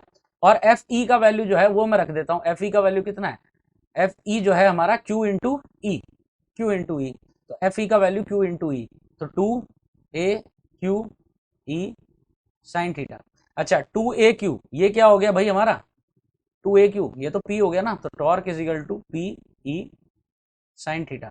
और असल में p साइन थीटा जो है, p साइन थीटा का मतलब क्या हो गया, इसको मैं अगर वेक्टर फॉर्म में लिखूं तो p क्रॉस e हो गया कि नहीं हो गया, तो यही हो गया। ये देखिए एफ नेट 0, एफ नेट 0 और ये टॉर्क p क्रॉस e, ठीक है। तो ये आ जाता है, टॉर्क ये आ गया, नेट फोर्स ये आ गया। तो अगर कोई भी आपसे कहे कि किसी डाइपोल को अगर यूनिफॉर्म इलेक्ट्रिक फील्ड में रखा जाए तो उस पर नेट फोर्स क्या होगा, हमेशा 0 होगा, चाहे किसी भी तरह से आप इसको रख लें। क्या नेट टॉर्क हमेशा 0 होगा, नहीं, डिपेंड करेगा एंगल पर। जैसे कि ये था पी साइन थीटा, तो अगर ये थीटा एंगल आपका क्या हो जाता है, 0 हो जाता है, तो निश्चित तौर पर 0 हो जाएगा। पी साइन 180 डिग्री हो जाता है तो भी 0 होगा टॉर्क। लेकिन कोई और एंगल है तो नॉन जीरो भी हो सकता है। तो ये चीज ध्यान रखनी है कि 0 हो भी सकता है, नहीं भी हो सकता टॉर्क, लेकिन इलेक्ट्रिक जो नेट फोर्स है इलेक्ट्रिक डाइपोल पर in an uniform electric field that is definitely going to be 0। ठीक हो गया बच्चे, यहां तक मुझे लगता है कि समझ में आ गई होगी बात। आगे चलते हैं। अब इलेक्ट्रिक फील्ड में रखा हुआ है फिर से यूनिफॉर्म में। अब मैं क्या करना चाह रहा हूं, यहां पर एक और कैलकुलेशन आपको बताना चाह रहा हूं अबाउट द पोटेंशियल एनर्जी। देखिए इससे पहले मैंने जैसे बताया कि एक लेक्चर हम ऑलरेडी ले चुके हैं जहां पर हमने इन जनरल पोटेंशियल एनर्जी भी डिफाइन किया है और उसके अलावा इलेक्ट्रिक पोटेंशियल एनर्जी भी मैंने डिफाइन किया है। तो इन जनरल पोटेंशियल एनर्जी कैसे डिफाइन होती है कि किसी भी कंजर्वेटिव फोर्स का जो वर्क डन होता है उसका नेगेटिव जो होता है that is equal to change in potential energy, और उसमें काइनेटिक एनर्जी में कोई चेंज नहीं आना चाहिए, यानी जिस भी चार्ज का या ऑब्जेक्ट का मूवमेंट करा रहे हैं that movement has to be slow, यानी कि without changing the kinetic energy, ये होना चाहिए। इलेक्ट्रोस्टैटिक पोटेंशियल एनर्जी भी इसी तरह से डिफाइन थी, work done by the electrostatic force, ठीक है, is equal to the change in potential energy, लेकिन किसका, उसके वर्क डन का नेगेटिव, यानी कि negative of the work done by the electrostatic force is equal to change in potential energy, and with that we have one condition that there should be no change in kinetic energy। ठीक है, तो अगर आपको इस definition में कोई doubt है तो आप वो लेक्चर जरूर से देख लें, उसमें आपको 100% क्लियर हो जाएगा। अभी इसमें डेप्थ में मैं नहीं जा सकता क्योंकि ये पूरा लेक्चर में एक सेपरेटली डिस्कस कर चुका हूं। फिर भी अगर कोई डाउट रह जाता है तो इन जनरल पोटेंशियल एनर्जी कैसे डिफाइन होती है उसका एक और सेपरेटली मैंने लेक्चर लिया हुआ है, तो उसका लिंक भी आपको मिल जाएगा, वो 11th वाली जो प्लेलिस्ट है उसमें जाकर के देख लेना, उसमें मिल जाएगा। तो वो बड़ा मस्त वीडियो है, उसको देख लो तो पोटेंशियल एनर्जी ऊपर से नीचे तक सारा चमक जाएगा। ठीक है, तो पोटेंशियल एनर्जी बेसिकली मैं यहाँ पर बता देता हूँ कि पोटेंशियल एनर्जी का चेंज जो है वो किस तरह से डिफाइन होता है, negative of the work done by the conservative force. ठीक है, अब यहाँ पर असल में देखेंगे तो यहाँ पर जो वर्क डन होगा वो किस तरीके से होगा। अब यहाँ पर जो है डिस्प्लेसमेंट तो नहीं हो रहा, एंगुलर डिस्प्लेसमेंट यहाँ पर हो रहा है। मान लीजिए ये अभी सर्टेन डिस्टेंस थीटा पर है, ठीक है, ये ऐसा थीटा है, ठीक है, ये थीटा, ये हमारा डायपोल है, ठीक, ये हमारा डायपोल है, यहाँ पर पी वेक्टर इसका डायपोल मोमेंट है, यहाँ एफ लग रहा है इस पर, यहाँ एफ लग रहा है, और एफ कितना लग रहा है हम सभी जान रहे हैं, क्यू इंटू ई लग रहा है, ये एफ लग रहा है यहाँ पर। ठीक हो गया। अच्छा, इसका टॉर्क कितना होता है, टॉर्क कितना होता है हमको पता है, P E sine theta, P cross E, तो मैं मैग्नीट्यूड वाइज बात कर रहा हूँ, पी साइन थीटा। अब मुझे पता है कि इस पर नेट टॉर्क क्लॉकवाइज डायरेक्शन में इतना है, ठीक है, इस डायरेक्शन में इतना है। ठीक है, अब मुझे क्या करना है, ये टॉर्क किसकी वजह से आया, इलेक्ट्रिक फील्ड की वजह से आया, ठीक है, यानी कि इलेक्ट्रोस्टैटिक फोर्स की वजह से ये टॉर्क आया, और मुझे इलेक्ट्रोस्टैटिक फोर्स का वर्क डन यहाँ पर कैलकुलेट करना है क्योंकि वही कंजर्वेटिव फोर्स है। समझना, मुझे क्या करना है, कंजर्वेटिव फोर्स के वर्क डन का नेगेटिव निकालना है। ठीक है, तो कंजर्वेटिव फोर्स है इलेक्ट्रोस्टैटिक फोर्स, उसका वर्क डन निकालना है। तो यहाँ पर रोटेशन हो रहा है इसलिए फोर्स का नहीं, मैं टॉर्क का वर्क डन निकाल रहा हूँ क्योंकि नेट फोर्स तो 0 है, तो यहाँ रोटेशन हो रहा है फिलहाल क्योंकि यूनिफॉर्म इलेक्ट्रिक फील्ड है। खैर, तो यहाँ पर वर्क डन जो है वो कैसे आएगा, टॉर्क डी थीटा। ठीक है, मान लीजिए अगर डी थीटा इसको डिस्प्लेस किया गया है इस थीटा से डी थीटा इसी डायरेक्शन में, ठीक है, तो यहाँ पर वर्क डन कैसे आएगा, ये आ जाएगा P E sine theta torque into D theta, जैसे फोर्स इंटू डिस्प्लेसमेंट होता है ना वैसे। अच्छा, अब इसमें आपको एक चीज और ध्यान देनी है, क्या चीज ध्यान देनी है कि यहाँ पर ये जो थीटा है वो क्या हो रहा है, कम हो रहा है। आप देखें ना कि अगर इसको क्लॉकवाइज में मैं घुमाऊंगा, भाई थीटा क्या है, यहाँ पर अभी इतना थीटा है, ठीक है, अब इस एंगल ये ऐसा है, अब इसको इधर ले आया तो ये थीटा क्या हुआ, कम हुआ ना। डी थीटा क्या है, D theta is nothing but change in theta, जब चेंज बहुत छोटा हो, ठीक है, तो उसे क्या कह रहे हैं, डी थीटा, यही तो कह रहे हैं। लेकिन चेंज नेगेटिव कब होता है, जब कोई भी वैल्यू रिड्यूस होती है। देखिए यही चीज जब मैंने ये potential energy, electric potential energy define किया था, सेम वीडियो का फिर से रेफरेंस दे रहा हूं, तो वहां पर भी हम जो है dx वर्क डन में भी हमने वहां पर ये डी थीटा लिया था, वहां पर फोर्स की वजह से वर्क डन था तो dx वहां पर था, dx के रेस्पेक्ट में किए थे तो वहां भी dx नेगेटिव था। तो यहाँ पर भी ये डी थीटा जो है ये क्या हो रहा है, कम हो रहा है, तो इसीलिए डी थीटा जो आएगा ये नेगेटिव आएगा, तो इसलिए यहाँ पर एक एक्स्ट्रा नेगेटिव साइन में लगाऊं। ठीक हो गया। अब ये वर्क डन मैं कैलकुलेट करता हूं, ठीक है, अब इंटीग्रेशन कर लेता हूं, कहां से कहां तक मैं वर्क डन कैलकुलेट कर रहा हूं, मैं लिमिट लगा रहा हूं π/2 से थीटा तक। π/2 क्यों लगाया उसका भी मैं रीजन अभी दूंगा। तो ये वर्क डन में कैलकुलेट कर लेता हूं, ठीक है, ये माइनस यहाँ पर रह गया, ठीक है, ये माइनस कहाँ किस वजह से आया, ये माइनस ये डी थीटा की वजह से आया है, ध्यान रखना, ठीक है। अच्छा, पी साइन थीटा का इंटीग्रेशन क्या होता है, माइनस कॉस थीटा, तो माइनस माइनस यहाँ पर प्लस कॉस थीटा लिमिट π/2 से थीटा, ठीक है। तो ये वर्क डन क्या क्या था यहाँ पे, पी एज इट इज आ जाएगा, पी और कॉस थीटा, तो cos theta minus cos π/2 and cos π/2 is nothing but 0, तो work is equal to P E cos theta. P cos theta आ गया। अब यहां से समझें, मुझे क्या निकालना था, चेंज इन पोटेंशियल एनर्जी, और चेंज इन पोटेंशियल एनर्जी मतलब यहां पर कैसे निकालूंगा चेंज, मैं कहां से कहां तक लेकर आया था, π/2 से लेकर आया था ना इसे, ठीक है, यहां पर मैं इसको लेकर आया था π/2 से कहां तक, थीटा तक, ठीक है। तो ये जो चेंज आएगा ये कैसे आएगा, यहां से u थीटा माइनस u π/2, ठीक है, u थीटा माइनस u π/2, और यहां पर negative of the work done, ठीक है, u theta minus u π/2 is equal to negative of P E cos theta. अब u π/2 क्यों लिया था, क्योंकि जैसे हमने जब, देखिए मैंने आपको उस वीडियो में भी बताया हुआ है, फिर से वही रेफरेंस दे रहा हूं क्योंकि बहुत इंपॉर्टेंट वीडियो है। तो हमने ये ऑलरेडी डिस्कस किया हुआ था कि इलेक्ट्रिक पोटेंशियल एनर्जी या कोई सी भी पोटेंशियल एनर्जी जो है, एब्सोल्यूट वैल्यू उसका कभी भी डिफाइन नहीं होता बेटा, हमेशा क्या है, चेंज डिफाइन होता है, और चेंज डिफाइन होता है, लेकिन एब्सोल्यूट वैल्यू निकालनी तो क्या करते हैं, हम रेफरेंस ले लेते हैं। जैसे इलेक्ट्रिक पोटेंशियल एनर्जी के केस में हम जब चार्ज लाए थे तो कहां से लाए थे, रेफरेंस पॉइंट से, यानी इनफाइनाइट से, क्योंकि इनफाइनाइट पे पोटेंशियल जीरो माना था। अब इसको इनफाइनाइट पे तो नहीं ले जा सकते क्योंकि डिस्प्लेसमेंट तो हो नहीं रहा, एंगुलर डिस्प्लेसमेंट हो रहा है, तो इसका जो रेफरेंस है वो कहां होता है, इसका रेफरेंस होता है π/2 पे, यानी कि जो पोटेंशियल एनर्जी होगा इसके लिए π/2 पे वो क्या होगा, जीरो। तो ये हो गया जीरो, तो हमारा ये थीटा के लिए क्या हो गया, यहाँ पर पोटेंशियल एनर्जी डिफाइन हो गया। और पी कॉस थीटा को क्या लिख सकता हूं मैं, P डॉट ई, क्योंकि कॉस थीटा, थीटा क्या था, P और E के बीच का एंगल, तो ये डिफाइन हो गया माइनस P डॉट ई। ये चीज चमकता है आपको यहां से। देखिए अगर इसमें फिर भी कोई डाउट है कि ये कैसे लिखा, तो मैं आपको फिर से बता देता हूं, मैंने एक जनरलाइज फॉर्मूला आपको डिराइव करके दिया था, ठीक है, पोटेंशियल डिफरेंस का, ub minus ua is equal to minus integration work done by the conservative force, या अगर फोर्स की फॉर्म में लिख दूं मैं तो force f dot dx from a to b, ये था, ठीक है। और यहां चूंकि फोर्स नहीं था, फोर्स की जगह क्या कर दिए थे, टॉर्क कर दिए थे, ठीक है, तो टॉर्क ले लिया a से b, ठीक है, और टॉर्क का लिमिट यहाँ पर हमने टॉर्क का जो वर्क डन कैलकुलेट किया उसके लिए लिमिट क्या लगाया था, π/2 से थीटा, तो यहाँ पर जैसे a से b था, यानी कि हम π/2 से थीटा, तो यहाँ पर π/2 ये थीटा माइनस π/2, ऊपर वाला इधर आएगा पहले, ठीक है, तो जो लिमिट में ऊपर था, ऊपर क्या था, थीटा, तो यहाँ पर डिफरेंस में ये थीटा वाला पहले आएगा, क्योंकि यहाँ नेगेटिव हमने लिया था, ये नेगेटिव साइन लिया था इस वजह से, ठीक है। तो ये जो मैं रेफरेंस दे रहा हूँ, अगर ये किसी को नहीं चमक रहा है, फिर से बोल रहा हूँ, ठीक है, कोई टाइम वेस्ट नहीं होगा बेटा, बहुत अच्छी कंसेप्चुअल क्लियरिटी आ जाएगी। किसी को ऐसा भी लगता है कि भाई मुझे तो पोटेंशियल एनर्जी पूरा आता है अच्छे से, कोई दिक्कत ही नहीं है, फिर भी आई रिक्वेस्ट यू कि एक बार देख लो बेटा वो वीडियो जाकर के, आपको डेफिनेटली कुछ नया समझने को मिलेगा। कुछ नया नहीं मिलेगा तो जो भी आप जानते हैं उसको देखने का एक नया पॉइंट ऑफ व्यू मिलेगा, उसमें आप 2-3 क्वेश्चन एक्स्ट्रा ही सॉल्व कर पाओगे, ठीक है, कुछ बेनिफिट होगा, लॉस बिल्कुल नहीं होगा, ठीक है, बाकी आपकी मर्जी है। चलें आगे बढ़ते हैं, ठीक है, तो ये आ गया माइनस पी डॉट ई, ये फॉर्मूला भी डायरेक्ट याद रखें, ठीक है। तो टॉर्क कैसे आता है, टॉर्क आता है पी क्रॉस ई से, और पोटेंशियल एनर्जी आता है पी डॉट ई से, ठीक हो गई बात।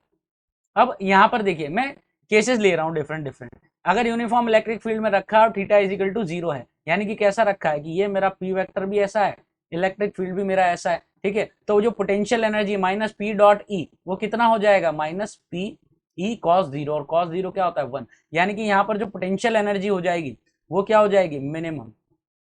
और पोटेंशियल एनर्जी मिनिमम कब होती है, स्टेबल इक्विलिब्रियम पर।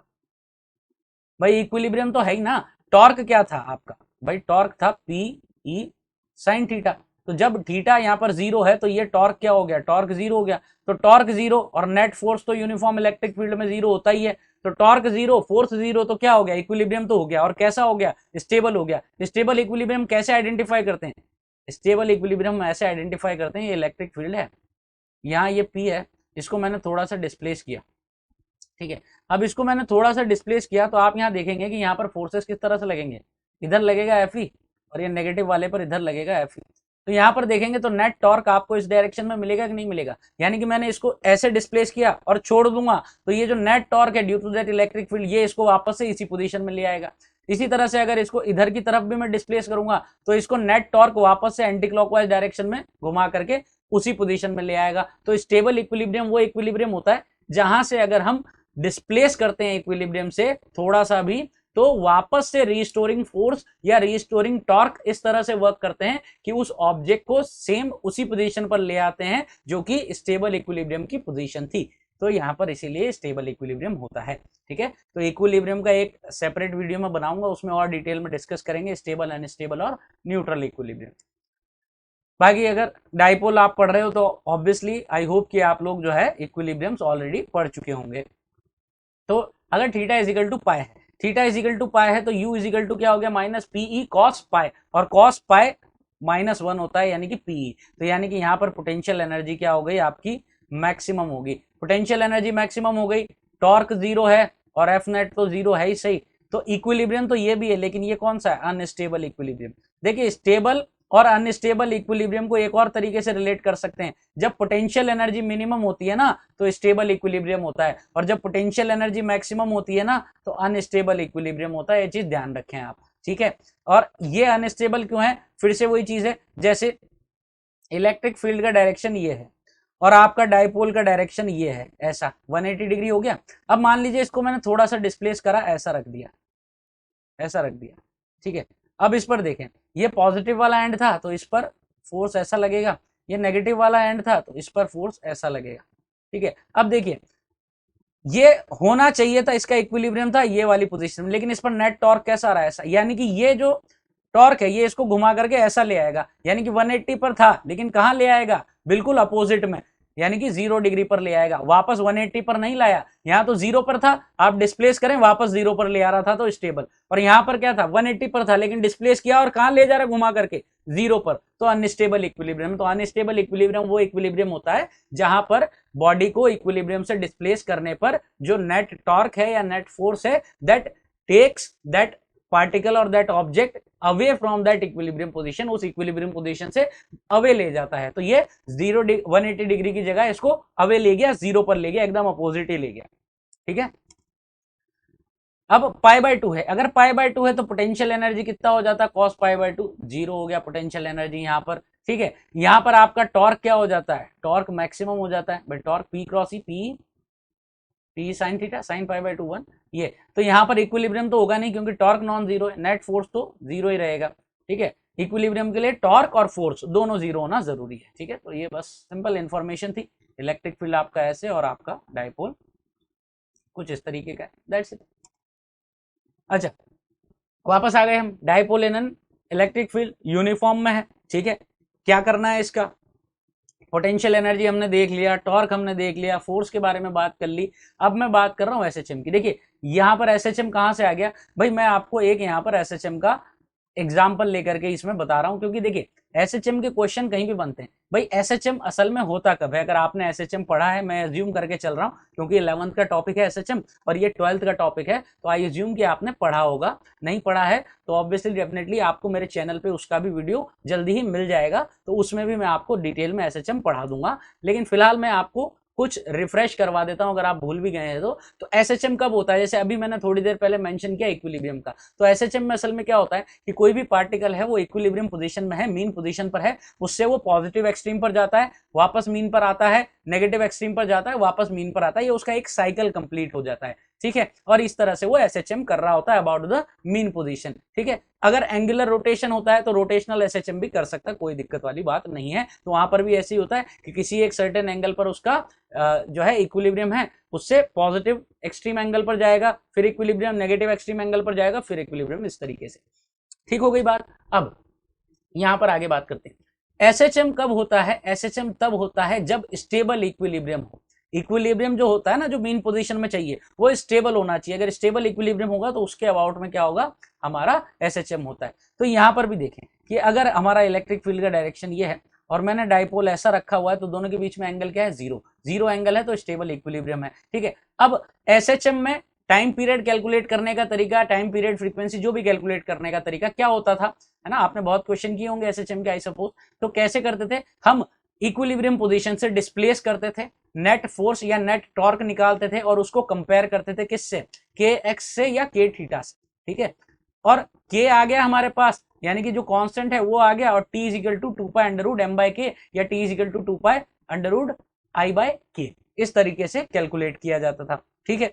तो यहां पर देखें, तो ये मैंने इसको डिस्प्लेस कर दिया थीटा एंगल पर, थीटा एंगल पर डिस्प्लेस कर दिया, ठीक है। अब डिस्प्लेस करने के बाद मुझे पता है कि यहां पर नेट टॉर्क कितना होगा, नेट टॉर्क कितना होगा भाई, थीटा डिस्प्लेस करने के बाद हम ऑलरेडी पहले कैलकुलेट कर चुके हैं ना, तो बार बार फोर्स लिख के मैं कंपोनेंट करके वो सब करने की जरूरत नहीं है। मैं सीधा लिख सकता हूं कितना होता है P क्रॉस ई यानी P ई साइन थीटा। ठीक है, अच्छा अब SHM, अगर आपको स्टेबल इक्विलिब्रियम के अबाउट SHM चाहिए तो कंडीशन ये होनी चाहिए कि जो डिस्प्लेसमेंट हो रहा होता है, ठीक है, या जो नेट फोर्स हो रहा होता है बेसिकली वो एंगुलर डिस्प्लेसमेंट के प्रोपोर्शनल होना चाहिए। अगर टॉर्क है तो एंगुलर डिस्प्लेसमेंट के, और अगर फोर्स है तो डिस्प्लेसमेंट के। तो उसके लिए कंडीशन ये होती है कि जो थीटा होना चाहिए वो काफी छोटा हो, या जो भी डिस्प्लेसमेंट हो वो काफी छोटा हो। ठीक है, अगर बहुत दूर ले गए तो फिर वापस रिस्टोरिंग फोर्स इतने स्ट्रांगली वर्क नहीं करते कि SHM हो। ठीक है, नॉर्मल ऑक्सीलेशन हो सकता है, SHM नहीं होगा। तो SHM के लिए डेफिनेटली अगर एंगुलर डिस्प्लेसमेंट है तो थीटा, और डिस्प्लेसमेंट तो x काफी छोटा होना चाहिए। तो ये काफी छोटा होगा, और छोटा होगा तो साइन थीटा को क्या लिख सकते हैं हम, साइन थीटा को थीटा लिख सकते हैं। तो यहां से जो टॉर्क नेट है आपका वो आ गया PE थीटा। अच्छा एक चीज और समझने वाली है यहाँ पर, एक चीज और समझने वाली है यहाँ पर, क्या है, देखिए यहां पर क्या हो रहा है कि ये जो थीटा है वो किस डायरेक्शन में, एंटी क्लॉकवाइज डायरेक्शन में। ठीक है, एंटी क्लॉकवाइज डायरेक्शन में चल रहा है थीटा, और जो नेट टॉर्क आ रहा है वो क्लॉकवाइज डायरेक्शन में आ रहा है, यानी कि थीटा यहाँ पर अगर PE थीटा, तो अगर आपने टॉर्क पॉजिटिव लिया हुआ है तो थीटा नेगेटिव में चलेगा, और थीटा जिस डायरेक्शन में लिया हुआ है तो टॉर्क नेगेटिव में आएगा, तो ये माइनस जरूर लगेगा यहाँ पर। ठीक है, तो माइनस PE थीटा। अब इसको हम कंपेयर किससे करते हैं, इसको कंपेयर करते हैं माइनस K थीटा से। ठीक है, अब ये K क्या हो गया, कांस्टेंट हो गया, और T इज इक्वल टू यहाँ से क्या आ जाएगा हमारे पास, यहाँ से K जो है कंपेयर करने पर क्या आ गया P, और T इज इक्वल टू क्या आ गया 2 पाई अंडर रूट। देखिए जब F नेट होता है तो हम किससे कंपेयर करते हैं, माइनस KX से। ठीक है, और यहाँ पर क्या है, ये टॉर्शनल कांस्टेंट की तरह से इसको ले सकते हैं हम। ठीक है, स्मॉल k वहां पर लिखा है मैंने। ठीक है, तो ये k, ठीक है, तो T is equal to 2 pi under root M by K वहां पर लगता है अगर फोर्स होता है तो M बाय K, और यहाँ पर मास नहीं आता, यहाँ क्या आता है, यहाँ आता I moment of inertia upon K, और K क्या है PE। ठीक है, तो मोमेंट ऑफ इनर्शिया कैसे आ जाएगा यहाँ पर, मोमेंट ऑफ इनर्शिया मान लीजिए ये है डाइपोल, ये a डिस्टेंस पर, ये a डिस्टेंस पर, ये m मास है इस वाले का, इसका m है, तो कितना हो गया I ma square plus ma square, जो सेंटर के अबाउट में ही कैलकुलेट करेंगे तो ये 2ma स्क्वायर, तो ये यहाँ पर रख सकते हैं। ठीक है, तो इस तरीके से कैलकुलेट होता है। अब डाइपोल आ जाते हैं इन एन इलेक्ट्रिक फील्ड, और यहाँ पर हम बात कर रहे हैं नॉन यूनिफॉर्म इलेक्ट्रिक फील्ड की। तो यहाँ देख लेते हैं क्या कहानी है। तो यहाँ पर FE लगेगा जरूर, ठीक है, लेकिन इलेक्ट्रिक फील्ड नॉन यूनिफॉर्म है, तो यहाँ पर FE जो है Q इंटू E1, और यहाँ पर Q इंटू E2। ठीक है, नॉन यूनिफॉर्म इलेक्ट्रिक फील्ड है, कुछ भी हो सकता है E1 E2 का वैल्यू। तो यहाँ पर F नेट देखूंगा तो क्या जीरो होगा, नहीं, नॉन जीरो है, जीरो नहीं होगा। ठीक है, नॉन यूनिफॉर्म है तो कभी भी जीरो नहीं होगा। टॉर्क जीरो होगा क्या भाई, तो टॉर्क जीरो हो सकता है और नहीं भी हो सकता है। देखिए कब होगा, वो वाला फॉर्मूला नहीं लगेगा अब, ठीक है, P क्रॉस E वाला, क्योंकि E कांस्टेंट है ही नहीं। ठीक है, तो यहां पर मान लीजिए ये F1 लग गया, F2 लग गया, भाई इलेक्ट्रिक फील्ड अलग है तो फोर्सेस भी अलग अलग हो गए, तो नेट टॉर्क क्या आया इस केस में, इस केस में तो जीरो आया, कोई टॉर्क नहीं है। लेकिन किसी एंगल पर होगा तो डेफिनेटली हमें यहाँ पर टॉर्क मिलने वाला है। ठीक है, इस तरीके से तो टॉर्क जीरो हो भी सकता है, नहीं भी हो सकता है। ठीक है, तो वही वाला सेटअप है, यूनिफॉर्म में भी जीरो हो सकता था, नहीं भी हो सकता था, यहाँ पर भी जीरो हो सकता है, नहीं भी हो सकता है, और नेट फोर्स जो है यूनिफॉर्म में डेफिनेटली जीरो था, लेकिन यहाँ पर डेफिनेटली नॉन जीरो होगा। ठीक है, तो ये चीज क्लियर हो जाती है, बस इसीलिए नॉन यूनिफॉर्म वाला लिया था। यहाँ पर पोटेंशियल और वो सब कैलकुलेट नहीं करेंगे क्योंकि कोई सर्टेन फॉर्मूला नहीं आएगा। ठीक हो गई बात, चलिए आगे चलते हैं। अब यहां पर हम बात करें calculation of the force applied by Q on the dipole, यानी कि एक पॉइंट चार्ज मैंने लिया है और उस पॉइंट चार्ज की वजह से डाइपोल पर फोर्स निकालना है, या मैं कहूं कि डाइपोल की वजह से पॉइंट चार्ज पर फोर्स निकालना, तो कैसे निकालेंगे, तो ये हो गया। ठीक है, ये हमारा इधर डाइपोल हो गया P, ठीक है, वही है, यहाँ से यहाँ तक का डिस्टेंस A है, यहाँ से यहाँ तक का A है, डाइपोल मोमेंट इसका Q इंटू 2A हो गया, ये यहाँ पर माइनस Q हो गया, माइनस Q, ये यहाँ पर हमारा प्लस Q। ठीक है, ये है। अब इसकी वजह से हमें यहाँ पर कैलकुलेट करना है। अब यहाँ पर अलग अलग मेथड अप्लाई कर सकते हैं, तो फर्स्ट मेथड तो हमारा वही होगा, सिंपल वाला। ठीक है, क्या, इन दोनों को पॉइंट चार्ज माने और ये तीसरा पॉइंट चार्ज, नेट फोर्स निकालना है इस पर, कोई दिक्कत नहीं है।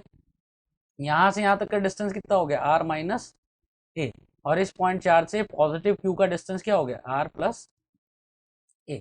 तो यहाँ पर देखेंगे तो नेट फोर्स जो है वो किस तरह से आएगा, ये पॉजिटिव वाले की वजह से तो इधर आएगा, ठीक है, F1, और नेगेटिव वाले की वजह से इधर आएगा, ठीक है, ये नेगेटिव वाले की वजह से अट्रैक्शन, ठीक है, ये हो गया। तो यहाँ पर देखेंगे तो नेट फोर्स जो है वो कितना आएगा, F2 माइनस F1। F2 का डायरेक्शन आप देख सकते हैं इधर की तरफ है, ठीक है, ये, और F2 का मैग्नीट्यूड ज्यादा हो गया obviously, K Q upon R minus A whole square minus K Q upon R plus A whole square.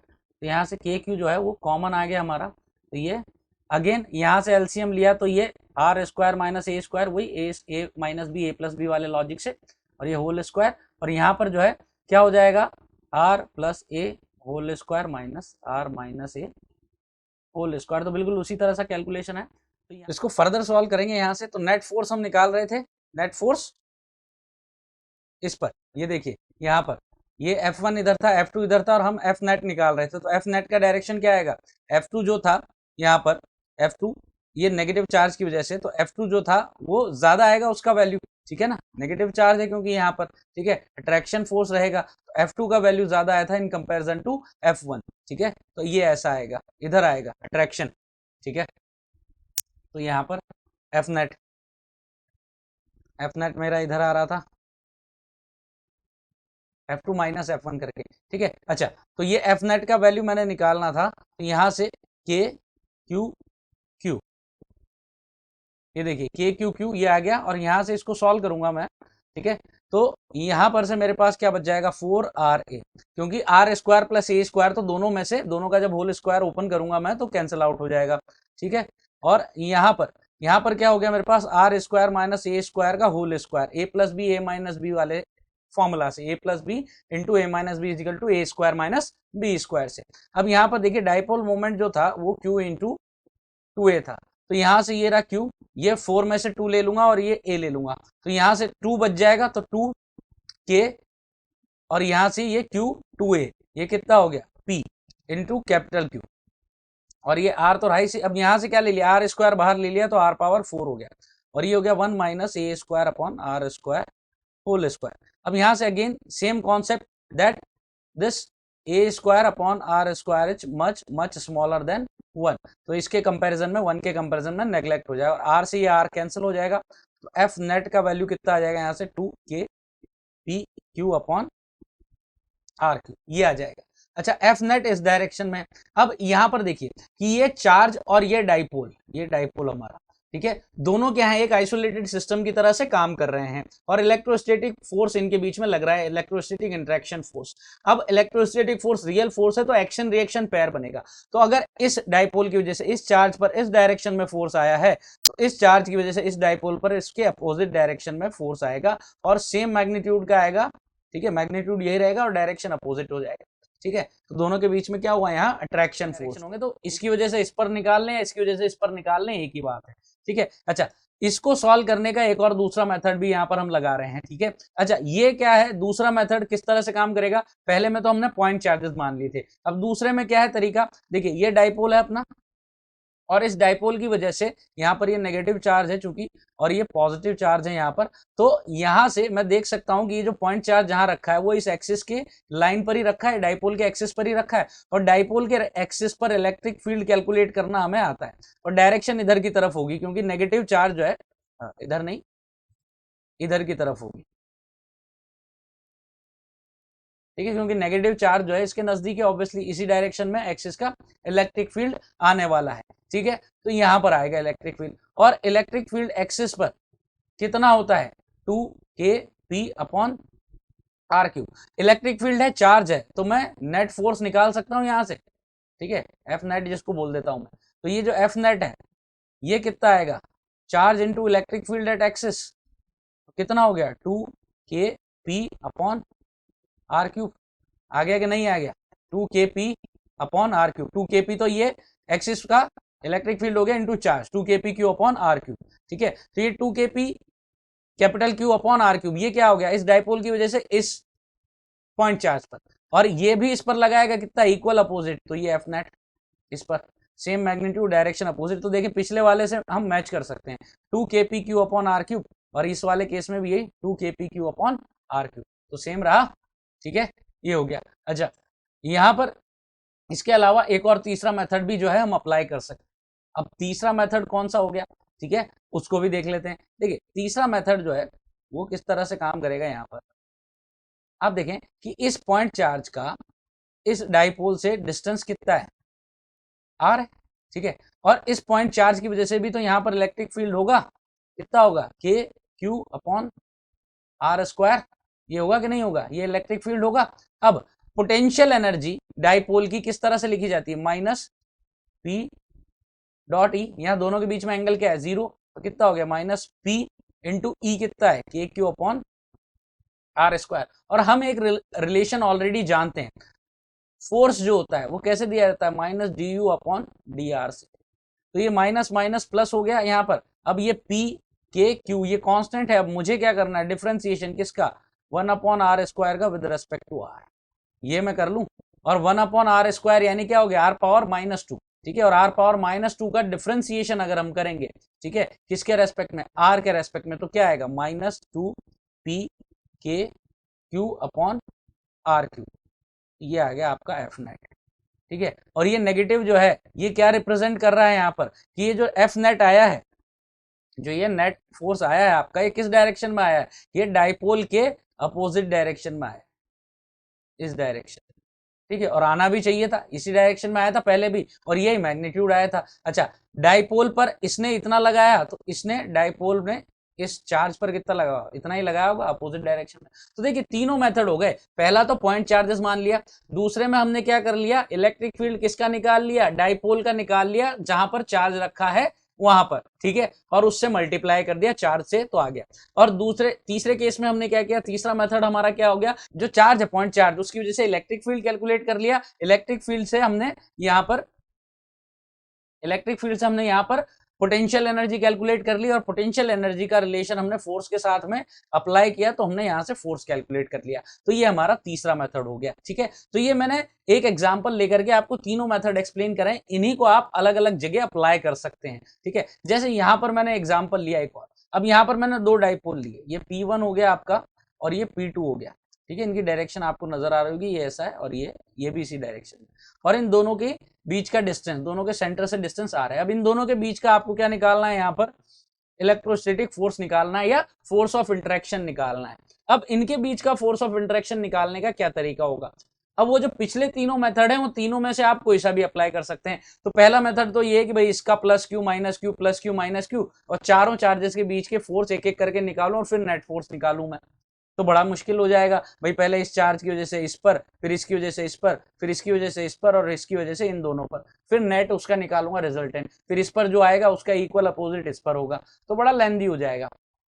ठीक है, दूसरे में क्या करना था, इलेक्ट्रिक फील्ड निकालना था और चार्ज से मल्टीप्लाई कर देना था। अब यहाँ पर तो दो चार्ज हैं, इसकी वजह से इलेक्ट्रिक फील्ड निकालूंगा, दोनों चार्ज से मल्टीप्लाई करूंगा तो फिर लेंदी हो जाएगा। तीसरा क्या था कि हम इलेक्ट्रिक फील्ड निकालें एक की वजह से दूसरे पर और डाइपोल का पोटेंशियल एनर्जी लिख दें, तो वो काम यहाँ पर आसान हो जाएगा। तो मैं क्या कर देता हूँ, इस पहले वाले की वजह से यहाँ जो इलेक्ट्रिक फील्ड आएगा, क्योंकि ये इसके एक्सिस पर ही है, तो ये जो इलेक्ट्रिक फील्ड आएगा E1, ये कितना होगा 2K P1 upon R Q.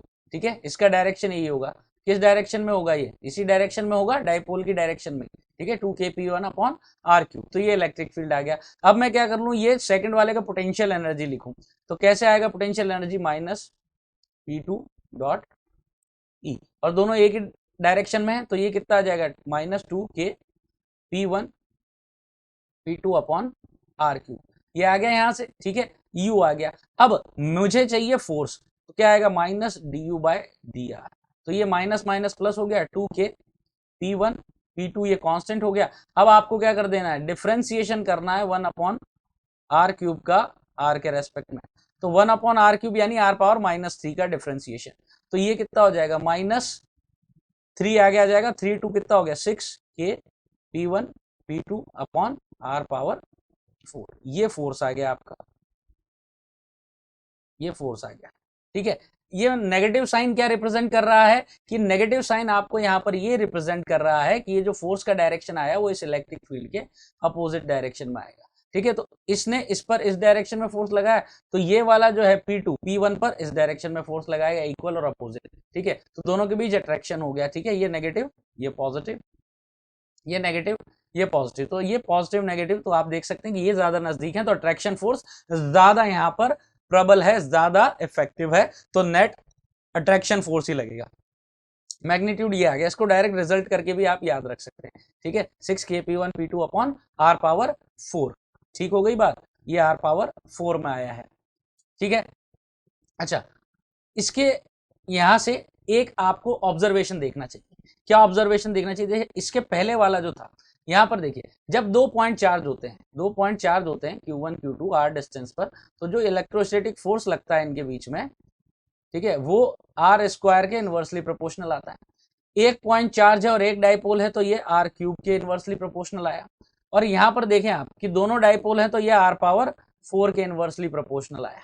ठीक है, तो ये भी एक अच्छी चीज है, एक अच्छा ऑब्जर्वेशन है, ये आप ध्यान रखें। यहाँ पर कई बार हो सकता है किसी ऑब्जेक्टिव क्वेश्चन में 4 ऑप्शन दिए हो, डायरेक्टली पूछ लिया हो कि भाई एक पॉइंट चार्ज है और एक डाइपोल है, तो जो इलेक्ट्रोस्टैटिक फोर्स आएगा, दोनों के बीच में इंटरेक्शन फोर्स आएगा, वो किसके स्क्वायर के किसकी प्रोपोर्शनल होगा। तो 1 अपॉन आर पावर 2 के, 1 अपॉन आर पावर 3 के, 1 अपॉन आर पावर 4 के, तो वहां से हम आंसर बता सकते हैं। तो दोनों पॉइंट चार्ज तो आर स्क्वायर के इनवर्सली प्रोपोर्शनल, एक पॉइंट चार्ज एक डाइपोल तो आर क्यूब के इनवर्सली प्रोपोर्शनल, एक डाइपोल और दूसरा भी डाइपोल, 2 डाइपोल हैं तो आर पावर 4 के इनवर्सली प्रोपोर्शनल। तो इस तरह से आ जाएगा, कोई दिक्कत वाली बात नहीं है। ठीक है, अच्छा, यहां पर मैंने आपको दोनों चीजें बता दी कि 2 डाइपोल रखे हैं तो दोनों की इंटरेक्शन एनर्जी कैसे कैलकुलेट की जाएगी, इस तरीके से।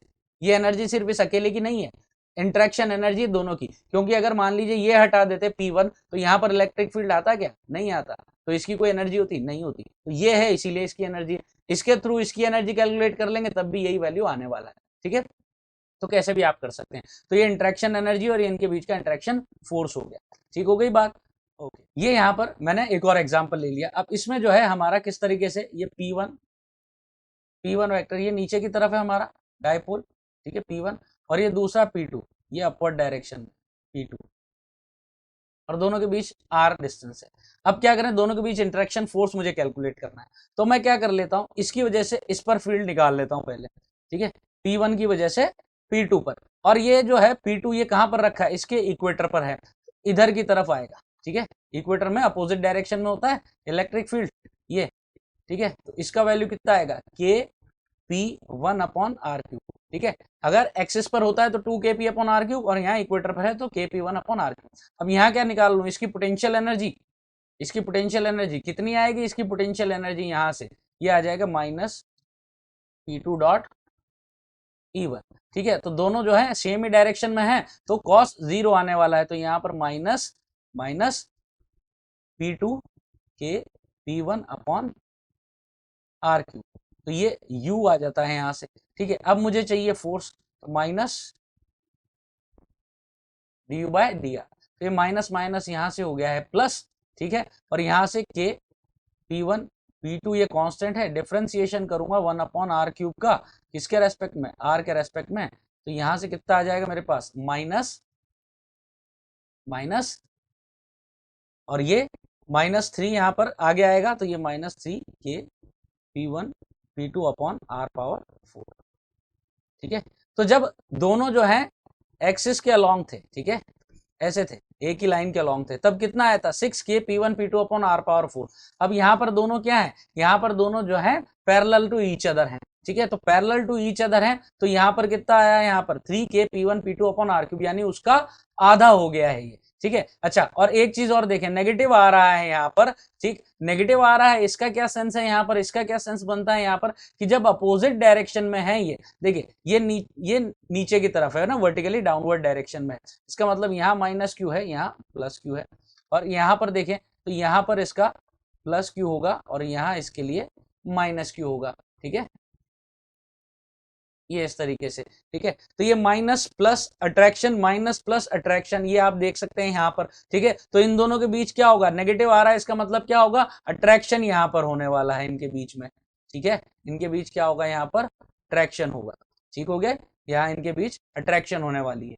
ठीक है बात, और अगर ये पॉजिटिव आता, और पॉजिटिव कब आता, अगर इनको मैं ऐसे कर दूं दोनों को, ठीक है, दोनों सेम डायरेक्शन में होंगे तो इनके बीच क्या होगा, रिपल्शन फोर्स होगा फिर, ठीक है। और एक ऐसा है, एक ऐसा नहीं, अपोजिट डायरेक्शन है इनकी, ठीक है, तो इनके बीच क्या होगा, अट्रैक्शन फोर्स होगा, और उसका मैग्नीट्यूड कितना होगा ये मैं आपको यहां से बता चुका हूं, ठीक है। तो अगर अपोजिट डायरेक्शन में है, एक ऐसा है और एक नीचे की तरफ है, तो क्या होगा, अट्रैक्शन होगा, और दोनों सेम लाइन के अलोंग है, दोनों पैरेलल हैं लेकिन सेम डायरेक्शन में है, तो क्या होगा, इनके बीच रिपल्शन होगा, ठीक है। तो ये चीज क्लियर हो जाती है, मैग्नीट्यूड यहां से आ चुका है, ठीक। अच्छा, यहाँ पर एक और एग्जाम्पल मैं ले लेता हूँ, ठीक है। अब इस एग्जाम्पल में क्या कर रहे हैं, यहाँ पर हमारे पास समझिए ये P1 है, ठीक है, P1 डाइपोल है मेरा इस डायरेक्शन में, ठीक। और यहाँ से थीटा एंगल पर, किसी थीटा एंगल पर r डिस्टेंस पर एक और दूसरा डाइपोल ले लिया, ये P2 है, ऐसा, ठीक है। अब इन दोनों के बीच का इंटरेक्शन फोर्स या इंटरेक्शन एनर्जी हमें कैलकुलेट करना है, तो कैसे करेंगे, देखिए अभी तक मैं बताता आ रहा हूं आपको कि किस तरह से इंटरेक्शन एनर्जी कैलकुलेट कर सकते हैं और उसके थ्रू फिर इंटरेक्शन फोर्स हम कैलकुलेट कर सकते हैं माइनस du/dr अप्लाई करके। तो यहां पर हमें क्या करना है, जैसे पहले हमने इलेक्ट्रिक फील्ड कैलकुलेट किया था भाई, स्टेप देखिए, सिंपल सी बात है कि हमें क्या करना है, पहले एक डाइपोल की वजह से दूसरे डाइपोल पर इलेक्ट्रिक फील्ड कैलकुलेट करें, उस इलेक्ट्रिक फील्ड का डॉट प्रोडक्ट करें दूसरे डाइपोल के साथ में, तो हमें क्या मिल जाएगा, वहां पर उसका इलेक्ट्रिक पोटेंशियल मिल जाए, पोटेंशियल एनर्जी मिल जाएगा, और पोटेंशियल एनर्जी मिलने के बाद माइनस du/dr करके वहां पर उन दोनों के बीच का इंटरेक्शन फोर्स मिल जाएगा। तो यही प्रोसेस है, ठीक है। अब कोई रैंडम पॉइंट पर है, ये ना एक्सेस पर है ना इक्वेटर लाइन पर है, ठीक है, इक्वेटोरियल लाइन पर है। तो हमें क्या करना है यहाँ पर, इसके लिए हम क्या करते थे, पहले हमने निकाला था किसी रैंडम पॉइंट पर इलेक्ट्रिक फील्ड, तो या तो उसका फॉर्मूला लगा दें सीधा, या फिर सिंपली क्या है कि इसके कंपोनेंट कर लें, क्योंकि वहां पर कैलकुलेशन भी कंपोनेंट करके ही की गई थी। तो एक ये हो जाएगा, ये हो गया मेरा P1 cos थीटा, और दूसरा ये हो गया P1 साइन थीटा। अब सिंपली यहां पर हम देख सकते हैं कि ये जो P1 cos थीटा है, इसके एक्सिस पर आ गया ये P2, ठीक है। तो यहां पर इलेक्ट्रिक फील्ड जो है ई एक्सिस ऐसा हो गया, और यहां पर इसकी वजह से P1 साइन थीटा की वजह से इधर क्या आ गया, इक्वेटोरियल लाइन पर हो गया ये इस P1 साइन थीटा के, तो इसकी वजह से ई इक्वेटोरियल आ गया, ठीक है। तो ई एक्सिस जो है, ई एक्सिस इसका वैल्यू कितना आ जाएगा, 2k P1 cos theta upon R cube, और ई इक्वेटोरियल ये कितना हो जाएगा, K P sine theta upon R cube, ठीक है, ये हो गया। अब तरीका क्या होता है पोटेंशियल एनर्जी निकालने का, कि डॉट प्रोडक्ट करें। अब यहाँ पर दो कंपोनेंट हो गए, इसकी वजह से इस पॉइंट पर यानी कि P2 पर जो इलेक्ट्रिक फील्ड आएगा उसके दो कंपोनेंट है। अब इन दो कंपोनेंट में से एक कंपोनेंट तो इसके साथ 90 डिग्री बना रहा है, तो इसका डॉट प्रोडक्ट इसके साथ तो जीरो हो जाएगा, तो पोटेंशियल एनर्जी सिर्फ किसकी वजह से आएगी, इसकी वजह से आएगी, और ये इसी P2 की लाइन के अलोंग है, P2 की डायरेक्शन में, तो cos जीरो इन दोनों के बीच होगा।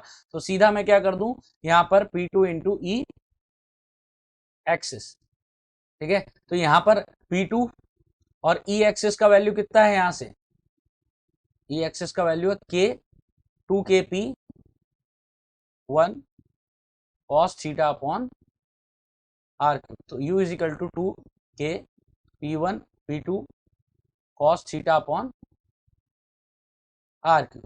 तो ये तो पोटेंशियल एनर्जी आ गई, यानी कि इन दोनों के बीच का इंटरेक्शन एनर्जी आ गया। अब अगर आपको यहां पर निकालना इनके बीच का फोर्स, तो क्या करना होगा, माइनस du/dr, तो माइनस du/dr करेंगे तो ये सब कांस्टेंट है यहाँ पर, तो F is equal to minus 2kp1 P2 cos theta, और डिफरेंशिएशन किसका करना है आपको, 1 अपॉन आर क्यूब का विद रेस्पेक्ट टू आर, तो ये कितना आ जाएगा, minus 2kp1 P2 cos theta, और इसका डिफरेंशिएशन करेंगे तो कितना आएगा, यहाँ पर 1 अपॉन आर क्यूब का डिफरेंशिएशन, यानी कि आर पावर -3 का डिफरेंशिएशन हम कर रहे हैं, तो -3 आगे आएगा, तो ये -3 इंटू 2, ये कितना हो जाएगा यहाँ पर +6, माइनस माइनस प्लस, और 2 से मल्टीप्लाई किए तो 6 अपॉन आर पावर 4, तो ये इन दोनों के बीच का इंटरेक्शन फोर्स आ जाएगा।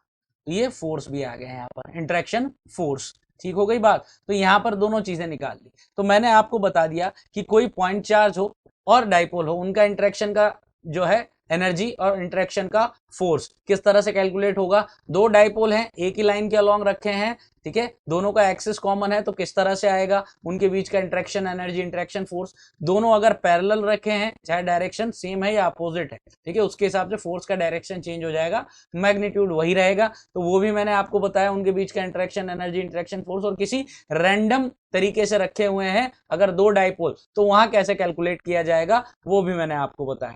तो यहां पर हमने डाइपोल के बारे में जितने भी मेजर कॉन्सेप्ट थे सारे डिस्कस किए बेटा अच्छी तरीके से, और इसके पहले इलेक्ट्रोस्टैटिक के हमारे जो है 3 लेक्चर हो चुके हैं जिसमें पूरा इलेक्ट्रोस्टैटिक्स हम कवर कर चुके हैं। ये हमारा एक तरीके से 4th लेक्चर था और इसमें हमने पूरे डाइपोल के बारे में, उसके इलेक्ट्रिक फील्ड और पोटेंशियल, और साथ ही साथ पोटेंशियल एनर्जी भी अगर वो किसी दूसरे चार्ज या डाइपोल के साथ इंटरेक्ट करता है तो सारी चीजें हमने डिस्कस करी है। डाइपोल इलेक्ट्रिक फील्ड में किस तरह से बिहेव करेगा, यूनिफॉर्म में या नॉन यूनिफॉर्म में, वहां पर टॉर्क का वैल्यू किस तरह से डिराइव किया जाएगा, या नॉन यूनिफॉर्म इलेक्ट्रिक फील्ड की बात कर रही है हमने, तो वहां पर देखा हमने कि वहां पर टॉर्क जो है वो जीरो या नॉन जीरो हो सकता है, नेट फोर्स नॉन जीरो रहेगा, ठीक है। यूनिफॉर्म इलेक्ट्रिक फील्ड में पोटेंशियल एनर्जी किस तरह से कैलकुलेट की जाएगी, उसका फॉर्मूला डिराइव किया। तो ये सारी चीजें मैंने आपको डिटेल में बताई है। यहाँ पर डेरिवेशंस का भी ध्यान रखना बहुत ज्यादा इंपॉर्टेंट है। रिजल्ट तो आपको 100% टिप्स पर रखने ही है, लेकिन डेरिवेशन भी आपको जरूर से ध्यान रखने हैं। तो ये लेक्चर आपके लिए बहुत इंपॉर्टेंट हो जाता है। तो आज के इस वीडियो को यहीं खत्म करते हैं, अगले लेक्चर में फिर आपसे मुलाकात होगी। तब तक के लिए गुड बाय, जय हिंद।